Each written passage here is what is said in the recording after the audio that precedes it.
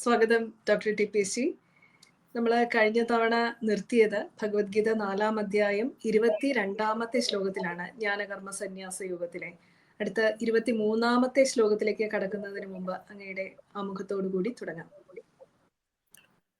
4-ാമത്തെ അധ്യായം നേരത്തെ പറഞ്ഞതുപോലെ ജ്ഞാന കർമ്മ സന്യാസ യോഗം അറിവിന്റെ യോഗമാണ്.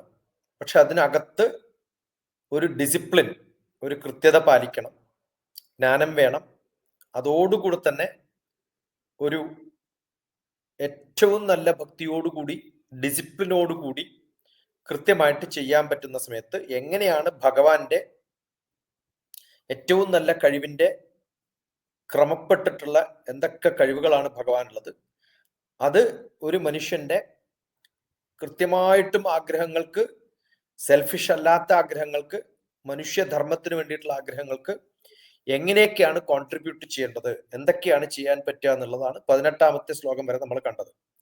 19 മുതൽ 22 വരെ ഒരു യോഗി, ഒരു ശരിക്കുള്ളൊരു സന്യാസി, ഒരു വലിയ ഋഷി ആ നിലയിലേക്ക് അദ്ദേഹത്തിന് ഉയർത്തപ്പെടണമെങ്കിൽ എന്തൊക്കെ തരത്തിലുള്ള ഗുണങ്ങളാണ്, ഏതൊക്കെയാണ് അവരുടെ കൃത്യമായിട്ടുള്ള ഒരു കർമ്മം, ഏത് തരത്തിലൊക്കെ മുന്നോട്ട് പോകണം, അതാണ് നമ്മൾ ഈ കഴിഞ്ഞ ദിവസം പറഞ്ഞു നിർത്തിയത്. ഒരു മനുഷ്യന് ഏറ്റവും നല്ല കർമ്മം എന്ന് പറയുന്നത്, ഏറ്റവും നല്ല മനുഷ്യന്റെ ഒരു ചരിത്രം എന്ന് പറയുന്നത്, നമ്മൾ പണ്ട് പഠിച്ചിട്ടുള്ള പലരുടെയും കാര്യങ്ങൾ ഇങ്ങനെയൊക്കെയാണ്. അപ്പൊ ആ വഴിയിലൊക്കെ പോകുമ്പോഴാണ് ജനസമ്മതനായി മനുഷ്യന് ഗുണമുള്ള ഒരു കർമ്മിയായിട്ട് മാറാൻ സാധിക്കുക എന്നുള്ള ലെവലിലാണ് ഭഗവാൻ അർജുനോട് പറഞ്ഞു നിർത്തിയിട്ടുള്ളത്. 23-ാമത്തെ ശ്ലോകം ഒക്കെ അതിന്റെ ഒരു കണ്ടിന്യൂഷൻ ആയിട്ടാണ് വരിക. 23 കഴിഞ്ഞിട്ടുള്ള ശ്ലോകങ്ങളിലാണ്, ഇപ്പൊ ഇന്ന് ചിലപ്പം അത് കാണാൻ പോകുന്നുണ്ടെങ്കിൽ അത് കഴിഞ്ഞിട്ടുള്ള ശ്ലോകങ്ങളിലാണ് കുറേ ഡിഫറെന്റ് ആയിട്ടുള്ള ഓരോ കർമ്മങ്ങൾ ചെയ്യുമ്പോഴും അതിനെ എങ്ങനെയാണ് യജ്ഞമായിട്ട് കാണാൻ സാധിക്കുക. അതിലാണ് ഭക്ഷണം കഴിക്കുന്നത് പോലും യജ്ഞമായിട്ട് കാണണം. ഭഗവത്ഗീതയിലെ വളരെ ഫേമസ് ആയിട്ടുള്ള ചില ശ്ലോകങ്ങളൊക്കെയാണ് ഇന്ന് നമ്മൾ കാണാൻ പോകുന്നത്. ഇനി അടുത്ത ശ്ലോകത്തിലേക്ക് തുടങ്ങാം. ഭഗവത്ഗീത 4-ാം അധ്യായം ജ്ഞാനകർമ്മ സന്യാസ യോഗത്തിലെ 23-ാമത്തെ ശ്ലോകത്തിലേക്ക് നമ്മൾ കടക്കുകയാണ്. ഭഗവാൻ തുടരുകയാണ്. ഗതസംഘസ്യ മുക്തസ്യ ജ്ഞാനാവസ്ഥിതചേതസഃ യജ്ഞായാചരത കർമ്മ സമഗ്രം സ്വമഗ്രം പ്രവിലീയതേ. സമഗ്രം പ്രവിലീയതേ എന്നാണ്. സമഗ്രം പ്രവിലീയതേ, എങ്ങനെയാണ്, ഏത് ഭാവത്തിലാണ് ഏത് മുക്തനും ഒരു ബ്രഹ്മത്തെ അനുഭവിക്കുവാനും കർമ്മത്തെ യജ്ഞരൂപത്തിൽ അനുഷ്ഠിക്കുവാനും, ഞാൻ പറഞ്ഞല്ലോ യജ്ഞരൂപത്തിൽ എങ്ങനെയാണ് ലിബറേറ്റ് ചെയ്യപ്പെടുക, ഒരാളുടെ താല്പര്യം എങ്ങനെയാണ് ഭഗവാന്റെ കാര്യങ്ങൾ ചെയ്തിട്ടുള്ള അറിവിലേക്ക്, അതുമായിട്ട് സംബന്ധമായിട്ടുള്ള കാര്യങ്ങൾ മാത്രം ചിന്തിച്ചുകൊണ്ട് ഒരു വ്യക്തിക്ക് എങ്ങനെയാണ് ഇത്തരം ചിന്തകളൊക്കെ ഉണ്ടാക്കിയെടുക്കാൻ പറ്റുക. അങ്ങനെ ചെയ്തു കഴിഞ്ഞാൽ എൻ്റെ ഭാവത്തില്, ഞാനെന്ന ഭാവത്തില് നിന്നൊക്കെ മുക്തനായിട്ട് ഭഗവാന്റെ സ്വരൂപത്തില് ബ്രഹ്മത്തെ എനിക്കറിയാൻ പറ്റുന്ന ഒരു അവസ്ഥയിലേക്ക് എൻ്റെ കർമ്മം ഒക്കെ യജ്ഞരൂപത്തില് ബാക്കിയുള്ളവർക്ക് വേണ്ടിയിട്ട്, എനിക്ക് വേണ്ടിയിട്ടല്ല, എല്ലാം ഭഗവാൻ അർപ്പിച്ചുകൊണ്ട് ഒരു ജ്ഞാനിയുടെ രൂപത്തിൽ കർമ്മത്തെ പൂർണ്ണമായിട്ടും ഭക്തിയോടുകൂടി സമർപ്പിക്കപ്പെടുന്ന തരത്തില് സമ്പൂർണമായിട്ടും എങ്ങനെയാണ് കൊടുക്കാൻ സാധിക്കുക എന്നുള്ളതാണ് ഭഗവാൻ ഇവിടെ പറയുന്നത്. അടുത്ത ശ്ലോകത്തിൽ അത് നമ്മുടെ ദൈനംദിന ജീവിതത്തെ നമുക്ക് പ്രാപിക്കാൻ പറ്റുന്ന, നമുക്ക് ചെയ്യാൻ പറ്റുന്ന തരത്തില് പ്രാപഞ്ചികമായിട്ടുള്ള ഏറ്റവും നല്ല കർമ്മം, ഏറ്റവും എല്ലാവരും ചെയ്തു തീർക്കുന്ന കർമ്മങ്ങൾ എങ്ങനെയാണ് ആ ഭാവത്തിലേക്ക് മാറ്റാൻ പറ്റുക. കർമ്മം ഒന്ന് തന്നെയാവും, പക്ഷെ ഭാവം മാറുമ്പോഴത്തേക്കും അതിന്റെ ഫലം വ്യത്യസ്തമായ തലത്തിൽ നമുക്കതിനെ കാണാൻ പറ്റും. നമ്മൾ ചെയ്യുന്ന സാധാരണ കർമ്മങ്ങളെ പോലും വലിയ മഹത് കർമ്മമായിട്ട് മാറ്റണമെങ്കിൽ അതിന്റെ പിന്നിലുള്ള ഭാവന, ചിന്ത, തോന്നലുകൾ കുറച്ചൊന്ന് മാറ്റിയാൽ മതി എന്ന് ഭഗവാൻ നമുക്ക് പറഞ്ഞു തരാണ്. വളരെ പ്രസിദ്ധമായിട്ടുള്ള ശ്ലോകമാണ് അടുത്ത ശ്ലോകം. ടി പി സി, ഈ ശ്ലോകം പറയുമ്പോൾ ഇതുമായിട്ട് ബന്ധപ്പെട്ടത് അല്ലെങ്കിൽ ഒരു സംശയം ചോദിക്കാൻ തോന്നുകയാണ്. ശ്രീരുദ്രത്തിലൊക്കെ പറയും യജ്ഞം യജ്ഞേന കൽപ്പിത. എങ്ങനെയാണ് ഈ യജ്ഞം എന്നുള്ളൊരു വാക്ക് കുറച്ചുകൂടെ ഒന്ന് വിപുലമായിട്ട് പറഞ്ഞു തരാമോ? ഞാൻ ചെയ്യുന്ന എല്ലാ കർമ്മങ്ങളും യജ്ഞങ്ങളാണ്. പക്ഷെ അതിന്റെ ഫലം എന്ന് പറയുന്നത്, യജ്ഞം എപ്പോഴും പ്യൂരിഫിക്കേഷന്റെ പ്രോസസ്സാണ്. അതുകൊണ്ടാണ് പർജന്യം എന്ന് പറഞ്ഞ് നമ്മൾ ഇടുന്നത് അഗ്നിയിലേക്ക് എടുത്ത് കാണിക്കുന്നതിന് കാരണം വെച്ചാൽ അഗ്നിയാണ് ഏറ്റവും നല്ല പ്യൂരിഫയർ. ഞാൻ പറഞ്ഞല്ലോ, ചെയ്യുന്ന കർമ്മത്തിനല്ല, ചെയ്യുന്ന കർമ്മത്തിന്റെ ഭാവത്തിനാണ് പ്രാധാന്യം. ആ ഭാവത്തിൽ നമുക്കൊരു കർമ്മം ചെയ്യുന്ന സമയത്ത് ആ സാധാരണ ഗതിയിൽ ചെയ്യുന്ന കർമ്മം പോലും യജ്ഞകർമ്മമാക്കി മാറ്റുന്നത്, യജ്ഞിക്കുക എന്ന് പറഞ്ഞാൽ തന്നെ അർത്ഥം എന്താണ്? എന്റെ പൂർണ്ണമായിട്ടുള്ള അർപ്പണ ബുദ്ധിയോടുകൂടി ഞാൻ ചെയ്യുക എന്നുള്ളതാണ്. ആ അർപ്പണ ബുദ്ധി നമ്മുടെ ഫലമല്ല. ഏറ്റവും നല്ല യാഗ യജ്ഞ കർമ്മങ്ങളില് അഗ്നിഹോത്രാണ് പറയാറുള്ളത്. അഗ്നിയെ ഭഗവാനായി സങ്കല്പിച്ച് സൂര്യന്റെ പ്രതിബിംബമായി ചെറിയൊരു കൈക്കുമ്പിള് പോലെ തോന്നുന്ന ഒരു പിരമിഡില് ഒരു കോപ്പറിന്റെ പാത്രമൊക്കെയാണ് സാധാരണ എടുക്കുക. അതിനകത്ത് ഞാനൊരു അഗ്നിഹോത്രിയായിരുന്നു കുറെ വർഷം. അതില് നമ്മൾ കുറച്ച് ഹവിസ് ഇടുന്ന സമയത്ത് സൂര്യായ സ്വാഹ, സൂര്യായ ഇദം നമമ, പ്രജാപതയെ സ്വാഹ, പ്രജാപതയെ ഇദം നമമ. ഇത് എന്റേതല്ല എന്ന കൽപ്പനയോടുകൂടിയാണ്, ഞാൻ എന്റേതാണ് എന്നുള്ള ധാരണയോടുകൂടി ഞാൻ തന്നെ ധരിക്കുന്നത്. ആ ധാരണ, ഈ ഇടുന്ന ഡ്രസ്സിന് യാതൊരു വ്യത്യാസമില്ല. പക്ഷെ അത് ഇടുന്ന സമയത്ത് ഓരോ സമയത്തും ഞാൻ ആലോചിക്കേണ്ടത്, ഈ ഡ്രസ്സ് എന്റേതല്ല, ഇത് കാശ് കൊടുത്ത് ഞാൻ മേടിച്ചു എന്നേ ഉള്ളൂ, അത് ഉണ്ടാക്കിയിട്ടുള്ളത് വേറെ ആരോ ആണ്, അതിനുള്ള നൂലുണ്ടാക്കിയത് വേറെ ആരോ ആണ്.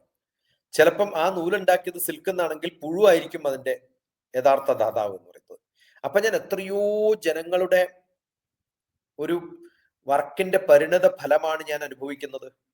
ഇപ്പൊ നമ്മൾ കുറച്ച് ഭക്ഷണം നമ്മൾ മുമ്പിലിട്ട് കഴിക്കുന്ന സമയത്ത് ആ കഴിക്കുന്നത് കാശ് കൊടുത്ത് മേടിക്കുന്നുണ്ടാവും, അത് പ്രൈസാണ്, അതിന്റെ വാല്യൂ അല്ല. അതിന്റെ യഥാർത്ഥ വാല്യൂ എന്ന് പറയുന്നത് അതിനുപയോഗിച്ചുള്ള വെള്ളം, അത് കഴിക്കുന്ന ആ ഒരു ചെടി വളരണമെങ്കിൽ അതിന് വായു വേണം, വെള്ളം വേണം, മണ്ണ് വേണം, ഇതൊക്കെ വേണ്ടേ? ഇതിന്റെയൊക്കെ വില ആർക്കെങ്കിലും തീരുമാനിക്കാൻ പറ്റുമോ? ഓരോ സ്ഥലത്തും വ്യത്യാസമല്ലേ അതിന്റെ വില. അപ്പൊ ഇതിന്റെ മൂല്യം എന്ന് പറയുന്നത്, ഗുണം എന്ന് പറയുന്നത്, നമുക്ക് കിട്ടുന്ന ഗുണങ്ങള് നമ്മൾ കൊടുക്കുന്ന കാശാണ് നമുക്ക് എന്ന് തോന്നുന്ന ധാരണ മാറ്റിയിട്ട്, ഇത് ആരുടെയൊക്കെയോ കർമ്മഫലത്തിന്റെ ഏതോ ഭഗവാൻ നമുക്ക് എന്തിനോ തന്നിട്ടുള്ളൊരു സംഭവമാണ്. അപ്പൊ അത് കഴിച്ചിട്ട് ഞാൻ ചെയ്യുന്ന കർമ്മങ്ങൾ എന്തായിട്ട് മാറണം? അവർക്കൊക്കെ ഒരു താങ്ക്സ് ഗിവിംഗ് ആയിട്ട് മാറണം എന്നുള്ളതാണ്.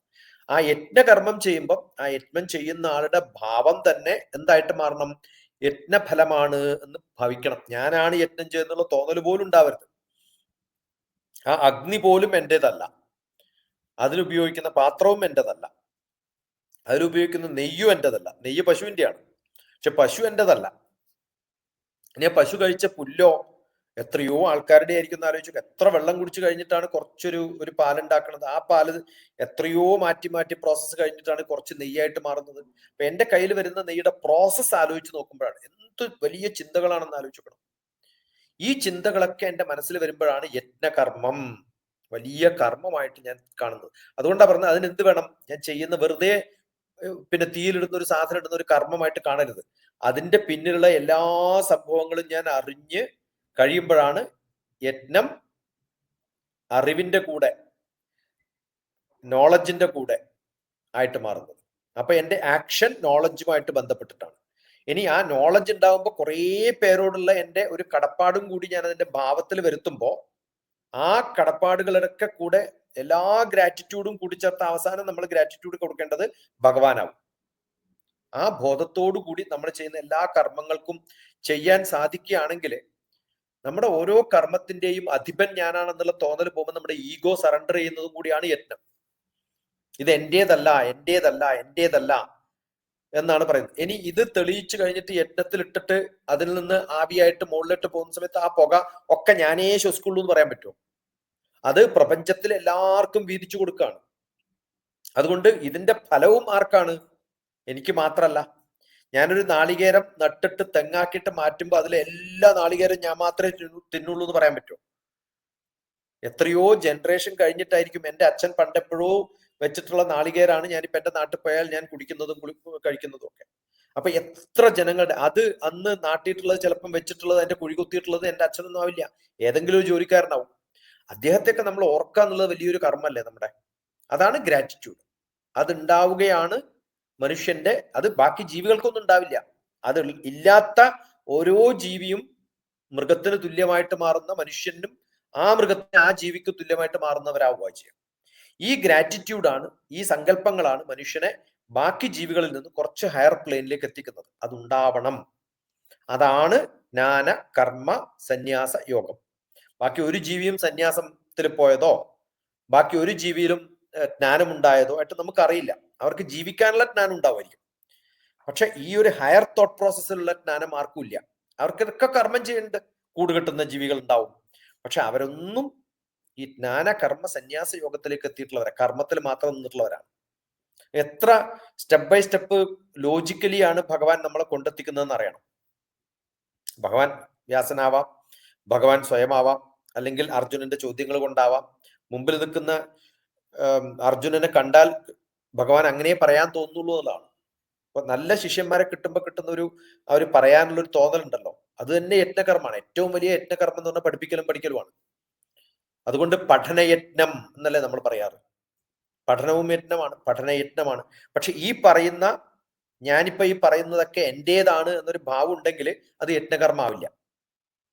അത് എനിക്ക് തന്നിട്ടുള്ളത് കുറേ ജനറേഷൻസ് ആയിട്ട് എഴുതപ്പെട്ടിട്ടുള്ള, പറഞ്ഞിട്ടുള്ള, ഡോക്യുമെന്റ് ചെയ്യപ്പെട്ടിട്ടുള്ള, അത് എന്റെ ഗുരുവിൽ നിന്നും എനിക്ക് കേൾക്കാൻ ഭാഗ്യം കിട്ടിയത് കൊണ്ട് എനിക്ക് ഇങ്ങനെ പറയാൻ സാധിക്കുന്നു എന്ന് പറയുമ്പോൾ എന്റെ ഗ്രാറ്റിറ്റ്യൂഡ് കുറേ ജനറേഷൻസിലേക്ക് ഞാൻ പകുത്തു കൊടുക്കുമ്പോൾ ഞാൻ പഠിക്കുന്നതും പഠിപ്പിക്കുന്നതും ഒക്കെ യജ്ഞകർമ്മമാവും. അതുകൊണ്ടാണ് ഗീതാജ്ഞാന യജ്ഞം എന്ന പേര് വന്നിട്ടുള്ളത്. സൈക്കിൾ യജ്ഞം ചെയ്യുന്നവരുണ്ടാവും. അങ്ങനെ ഓരോ കർമ്മങ്ങളും ഫുൾ ഡെഡിക്കേറ്റഡ് ആയിട്ട് മനസ്സറിഞ്ഞുകൊണ്ട് ചെയ്യുമ്പോഴൊക്കെ യജ്ഞകർമ്മങ്ങളായിട്ടാണ് നമ്മൾ കരുതാറും പറയാറും. അപ്പോഴാണ് അതിന്റെ വ്യാപ്തി മനസ്സിലാകുന്ന, യജ്ഞം എന്ന് പറയുന്ന വാക്കിന്റെ വ്യാപ്തി വളരെ മനോഹരമായിട്ട് വ്യക്തമാക്കി തന്നു. അടുത്തത് ഭഗവത്ഗീത 4-ാം അധ്യായം ജ്ഞാനകർമ്മ സന്യാസ യുഗത്തിലെ 24-ാമത്തെ ശ്ലോകം. വളരെ പ്രശസ്തമായിട്ടുള്ള ഒരു ശ്ലോകം കൂടിയാണ്. അതിലേക്ക് നമ്മൾ കടക്കുകയാണ്. ഭഗവാൻ തുടരുകയാണ്. ബ്രഹ്മാർപ്പണം ബ്രഹ്മഹവിർ ബ്രഹ്മഗ്നൗ ബ്രഹ്മണാഹുതം ബ്രഹ്മൈവ തേന ഗന്ധവ്യം ബ്രഹ്മകർമ്മ സമാധിന. എനിക്ക് തോന്നുന്നു ഇത്രയും കൂടുതൽ ബ്രഹ്മ ബ്രഹ്മ ബ്രഹ്മ ബ്രഹ്മ എന്ന് റിപ്പീറ്റ് ചെയ്തിട്ടുള്ള ഒരു ശ്ലോകം എവിടെയും നമുക്ക് കാണാൻ പറ്റില്ല. ബ്രഹ്മാർപ്പണം ബ്രഹ്മഹവിർ ബ്രഹ്മാഗ്നൗ ബ്രഹ്മണാഹുതം ബ്രഹ്മൈവ തേന ഗന്ധവ്യം ബ്രഹ്മകർമ്മ സമാധിന. 4 വരികളിൽ 6 പ്രാവശ്യമാണ് ബ്രഹ്മ ബ്രഹ്മ ബ്രഹ്മ എന്ന് റിപ്പീറ്റ് ചെയ്തിരിക്കുന്നത്. ബ്രഹ്മ അർപ്പണമാണ്. എന്താണ് ബ്രഹ്മാർപ്പണം? ഞാൻ കഴിക്കുന്ന ഓരോ തരി ഭക്ഷണവും, ഓരോ കണികയും ഞാൻ എൻ്റെ വയറ് നിറയാൻ വേണ്ടിയിട്ടല്ല കഴിക്കണം. നമ്മുടെയൊക്കെ ധാരണ വിശപ്പ് മാറ്റാൻ വേണ്ടിയിട്ടാണ് ഭക്ഷണം കഴിക്കുന്നതെന്നാണ്. അപ്പോൾ അങ്ങനെയാണെങ്കിൽ ഒരു ചോദ്യം ചോദിക്കാം. ഒരു പ്രാവശ്യം ഭക്ഷണം കഴിച്ചിട്ട് വിശപ്പ് പൂർണ്ണമായിട്ട് മാറി പിന്നെ വിശക്കണേ ഇല്ലാതെ വിചാരിക്കാം, നല്ല ഭക്ഷണം നമ്മൾ പറയാറില്ലല്ലോ. ദഹനക്കേടുണ്ടെന്ന് പറഞ്ഞിട്ട് ഡോക്ടറെ അടുത്ത് പോയിട്ട് ദഹിപ്പിക്കാൻ ശ്രമിക്കും. ഇനി വല്ലാതെ അധികം ദഹിച്ചു എന്ന് വിചാരിക്കാം, എന്നാലും ഡോക്ടറെ അടുത്ത് പോയിട്ട് ഇത്ര ദഹിക്കണ്ടെന്ന് പറഞ്ഞിട്ട് നമ്മൾ പിന്നെയും മരുന്ന് കഴിക്കും. അപ്പൊ അധികം ദഹിച്ചാലും കുഴപ്പം, കുറച്ച് ദഹിച്ചാലും കുഴപ്പം, ദഹിച്ചാണ്ടിരുന്നാലും കുഴപ്പം. എന്തൊക്കെ ആലോചിച്ച് നോക്കാം. അപ്പൊ ബ്രഹ്മ അർപ്പണം എന്ന് പറയുന്നത് അത് കഴിക്കാനുള്ളൊരു തോന്നലും ഒക്കെ വെച്ചിട്ട് നമ്മൾ കഴിക്കുമ്പോൾ അത് കൃത്യമായിട്ട് ദഹിപ്പിച്ച് മാറ്റുന്ന ഒരു കർമ്മം ഉണ്ടല്ലോ. ആ ഹവിസ്, ഞാൻ എൻ്റെ വയറാണ് എൻ്റെ അഗ്നിസ്ഥാനം. നമ്മൾ വയറ് കത്തുക എന്നാ പറയാ വിശക്കുമ്പോ. അപ്പൊ എൻ്റെ വയറിലേക്ക് ഭക്ഷണം ഇടുന്നത് തന്നെ ഞാൻ എന്തായിട്ട് കരുതണം? ഒരു അഗ്നിയില് ഞാൻ അർപ്പിക്കുന്ന ഹവിസിന് തുല്യമാണ് ഞാൻ കഴിക്കുന്ന എല്ലാ ഭക്ഷണവും. കാരണം വയറിലിട്ടാൽ എന്താ സംഭവിക്കുക വെച്ചാൽ ദഹിക്കുക ചെയ്യാം. ദഹനം എന്നാണുള്ള വാക്ക് തന്നെ പറയുന്നത്. അപ്പൊ ഏത് അഗ്നിയിലിട്ടാലും അഗ്നി എന്താണ് ചെയ്യുന്നത്? ദഹിപ്പിക്കുക ചെയ്യണത്. അവസാനം നമ്മളെ ദഹിപ്പിക്കുന്ന ഒരു അവസ്ഥ വരും. എല്ലാ ദിവസവും നമ്മൾ ഭക്ഷണം കഴിച്ച് ദഹിപ്പിക്കുന്നതും അവസാനം നമ്മുടെ ശരീരം പൂർണ്ണമായിട്ടും ഒക്കെ അഗ്നിയിലിട്ട് ദഹിപ്പിക്കുക ചെയ്യണത്. അപ്പൊ യജ്ഞകർമ്മം, യാഗകർമ്മം എന്നൊക്കെ പറഞ്ഞ ദഹനത്തിന്റെ, ക്ലീനിങ് പ്രോസസ്സിന്റെ, അതിൽ നിന്ന് എനർജി ഉൽപ്പാദിപ്പിക്കാനുള്ള വലിയൊരു പ്രക്രിയയുടെ ഭാഗമാണ്. ആ ബ്രഹ്മഹവിർ, ഹവിർ എന്ന് പറഞ്ഞാൽ ഹവിസാണ്. എന്താണോ ഞാൻ ഇടുന്ന ഭക്ഷണം. അപ്പൊ സാധാരണഗതിയിൽ ആ ഹവിസ് എന്താവരുത്? ശവമാവരുത് എന്നർത്ഥം. അത് എന്തിനു വേണ്ടിയാ ഇടുന്നത്? അത് ബ്രഹ്മാവിന് കൊടുക്കുന്ന കർമ്മമാണ്. ബ്രഹ്മാവിന് നമ്മൾ ശവം കൊടുക്കാറില്ല, അവിടുന്ന് വളരുന്നതാവണം. കാരണം അതെപ്പോഴും ഊർജം പ്രതിദാനം ചെയ്യുന്ന ഒരു സംഭവമാണ്.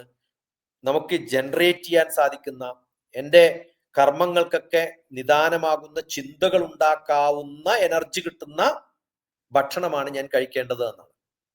അത് ബ്രഹ്മാഗ്നവും ബ്രഹ്മണാഹുതം ആർക്ക് വേണ്ടി കൊടുക്കുന്നതാണ്? ബ്രഹ്മാവിന് വേണ്ടി ഞാൻ അർപ്പിക്കുന്ന ബ്രഹ്മകർമ്മത്തിന് വേണ്ടി കൊടുക്കുന്ന ഒരു സാക്രിഫൈസ് ഫയറിലേക്ക് ഒരു മനുഷ്യൻ ഇടുന്ന പ്രോസസ്സ് ഉണ്ടാക്കുന്നത് എങ്ങനെയാണോ അതേ അവസ്ഥയില് ഞാൻ എന്ന വ്യക്തി എൻ്റെ ശരീരത്തിനകത്തിടുന്ന ഈ അഗ്നിയിലേക്ക് ഇടുന്ന എല്ലാ ഹവിസ്സുകളും എൻ്റെ ഭക്ഷണ സാധനങ്ങളൊക്കെ ബ്രഹ്മാവിന് കൊടുക്കുന്ന എന്ന് വെച്ചാൽ എന്നെ നന്നായിട്ട് ചിന്തിപ്പിക്കാൻ കഴിവുള്ളതാവണം. അല്ലാതെ മസിൽ ഉണ്ടാക്കാനോ എനിക്ക് കുറച്ചും കൂടി സമയം ആരോഗ്യം നീട്ടിക്കിട്ടാനോ എൻ്റെ ഊർജം നന്നാക്കാനോ ഒന്നിനുമല്ല. ഞാൻ കഴിക്കുന്ന ഭക്ഷണം എന്നെ നല്ല ചിന്തകൾ ഉണർത്താൻ വേണ്ടിയിട്ടുള്ളതാവണേ. ബ്രഹ്മൈവ തേന ഗന്ധവ്യം. ഇതൊക്കെ ബ്രഹ്മകർമ്മമായിട്ട് കാണുകയും ചെയ്യണം. അത് ബ്രഹ്മാവിന് കൊടുക്കുന്നതായിട്ട് കാണണം. ഇത് തന്നിട്ടുള്ളതും ബ്രഹ്മാവാണ്, കഴിക്കുന്നതും ബ്രഹ്മാവാണ്, കൊടുക്കുന്നതും ബ്രഹ്മാവാണ്. ഞാൻ അത്തരം ചിന്തകളോടുകൂടി ഭക്ഷണം കഴിക്കുന്നതാണെങ്കിൽ അത്ര ക്രിയേറ്റീവ് ആവണമെന്ന ചിന്ത എന്നിൽ ഉണ്ടായിട്ട് എൻ്റെ ഭക്ഷണത്തിൽ പോലും ക്രിയേറ്റീവായിട്ട് ഞാൻ ഭക്ഷണം കഴിക്കുകയാണെങ്കിൽ ഞാൻ എത്ര ക്രിയേറ്റീവ് ആയിട്ടുള്ള മനുഷ്യനാണെന്ന് ആലോചിച്ച് നോക്കാം. ക്രിയേറ്റീവ് ആയിട്ടുള്ള ചിന്തകൾ വേണമെങ്കിൽ എന്ത് ഭക്ഷണം വേണമെന്ന് ചിന്തിക്കാനുള്ള ക്രിയേറ്റിവിറ്റിയും എന്നിൽ ഉണ്ടാവുന്നത് ആ ബ്രഹ്മാവ് എനിക്ക് ആ ക്രിയേറ്റിവിറ്റി തന്നുകൊണ്ടാണ്. അതുകൊണ്ട് ബ്രഹ്മാർപ്പണം, അതുകൊണ്ടാണ് ബ്രഹ്മ ബ്രഹ്മ ബ്രഹ്മ എന്ന് പറയുന്നത്. ബ്രഹ്മാർപ്പണം ബ്രഹ്മഹവിർ ബ്രഹ്മാഗ്നൗ ബ്രഹ്മണാഹുതം ബ്രഹ്മൈവ തേന ഗന്ധവ്യം. അത് ബ്രഹ്മ കർമ്മ സമാധിന, ബ്രഹ്മാവിന്റെ കർമ്മമായിട്ട് കരുതണം. ഈ കഴിക്കുന്ന ഞാൻ അത്തരം ചിന്തകളോടുകൂടി കഴിക്കണമെങ്കിൽ എനിക്ക് കുറച്ചും കൂടി ക്രിയേറ്റീവ് ആയിട്ടുള്ള ചിന്തകൾ വേണം. അപ്പൊ ഞാൻ എൻ്റെ വയറ് ഒരു ഗ്രേവി യാർഡ് ആക്കിയിട്ട് മാറ്റാൻ തയ്യാറല്ല. ശവമിട്ട് ദഹിപ്പിക്കുന്ന സ്ഥലത്തിനെയൊക്കെ ഗ്രേവി യാർഡ് എന്നാ പറയാം. അപ്പൊ അങ്ങനെ നോൺ വെജ് കഴിക്കുന്ന ആൾക്കാരെയൊക്കെ കാണുമ്പോൾ ഞാൻ ആ മൊബൈൽ ഗ്രേവി യാർഡ് പോണെന്നാ പലപ്പോഴും പറയാറ്. ഞാനും ഒരു മൊബൈൽ ഗ്രേവി യാർഡ് ആയിരുന്നു കുറെ കാലം. കുറേ അസുഖങ്ങൾ ഉണ്ടായിരുന്ന ഒരു കാലം ഉണ്ടായിട്ടുണ്ട് എനിക്ക്. അത് കഴിഞ്ഞ് എൻ്റെ ചിന്തകളില് ഞാൻ കഴിക്കുന്ന ഭക്ഷണം എനിക്ക് മസിൽ ഉണ്ടാക്കാനാണെന്ന് തോന്നിയിട്ട് ഞാൻ കഴിക്കുന്നതിന് പകരം എനിക്ക് കുറച്ചും കൂടി ക്രിയേറ്റീവ് ആവാൻ പറ്റുന്ന ഭക്ഷണം ഞാൻ കഴിക്കണം എന്ന് തോന്നി തുടങ്ങുന്ന സമയം മുതലാണ് ബ്രഹ്മാർപ്പണം ബ്രഹ്മഹവിർ ബ്രഹ്മാഗ്നൗ ബ്രഹ്മണാഹുതം ബ്രഹ്മൈവ തേന ഗന്ധവ്യം ബ്രഹ്മകർമ്മ സമാധിന. ഏത് ഭക്ഷണം കഴിക്കുമ്പോഴും എൻ്റെ മുന്നിൽ ഭക്ഷണം വന്നാൽ ഒരു നുള്ള് എൻ്റെ നാവിൽ വെച്ചിട്ട് അത് നോക്കിക്കൊണ്ട് ഈ നാമം ചൊല്ലുമ്പോൾ നല്ല ഭക്ഷണമാണെങ്കിൽ അറിയാതെ എൻ്റെ നാവിൽ സലൈവ വരും. അങ്ങനെ കുറച്ച് സമയം നോക്കിയിട്ട് ആ ഭക്ഷണം എൻ്റെ മുമ്പിൽ ഇങ്ങനെ നോക്കിക്കൊണ്ടിരിക്കുമ്പോൾ സലൈവ 2-3 പ്രാവശ്യം നമ്മൾ തന്നെ ഇറക്കുമ്പോൾ എൻ്റെ നാളങ്ങളിലൊക്കെ ഭക്ഷണം എവിടെയൊക്കെ പോണോ അവിടെയൊക്കെ ഒരു തരത്തിലുള്ള ഒരു first process of cleaning up നടക്കും. അങ്ങനെ നടന്നതിന് ശേഷം ഒരു നുള്ളു വായിലിടുമ്പോൾ ഞാൻ ചൊല്ലേണ്ടതാണ് ഈ മന്ത്രം. രണ്ടാമത്തെ നുള്ളും മൂന്നാമത്തെ നുള്ളും കഴിയുമ്പോഴത്തേക്കും ഇതാണ് ഞാൻ കഴിക്കാൻ പോകുന്ന ഭക്ഷണം എന്ന് എൻ്റെ വയറിനെ, എൻ്റെ അന്നനാളത്തിന്, എൻ്റെ എല്ലാ പ്രോസസ്സിലും നാവ് മുതൽ അങ്ങേ അറ്റം വരെയുള്ളതിന് പറഞ്ഞു കൊടുക്കുകയാണ്. ഇതാണ് ഞാൻ നിങ്ങളിലേക്ക് ഇടാൻ പോകുന്നത്, റെഡിയായി നിന്നോളൂ എന്ന് പറയുന്ന ഒരു വാണിംഗ് കൊടുക്കുകയാണ്. അതേ സമയത്ത് നമ്മൾ കുറച്ചൊരു നല്ല ക്വാണ്ടിറ്റി എടുത്തിട്ട് അങ്ങനെ തന്നെ ഠും എന്ന് പറഞ്ഞ് തിന്നുന്ന ആൾക്കാരുണ്ട്. അങ്ങനെ തിന്നുമ്പോഴാണ് എന്ന് പറഞ്ഞിട്ടൊരു അടി അടിക്കുക.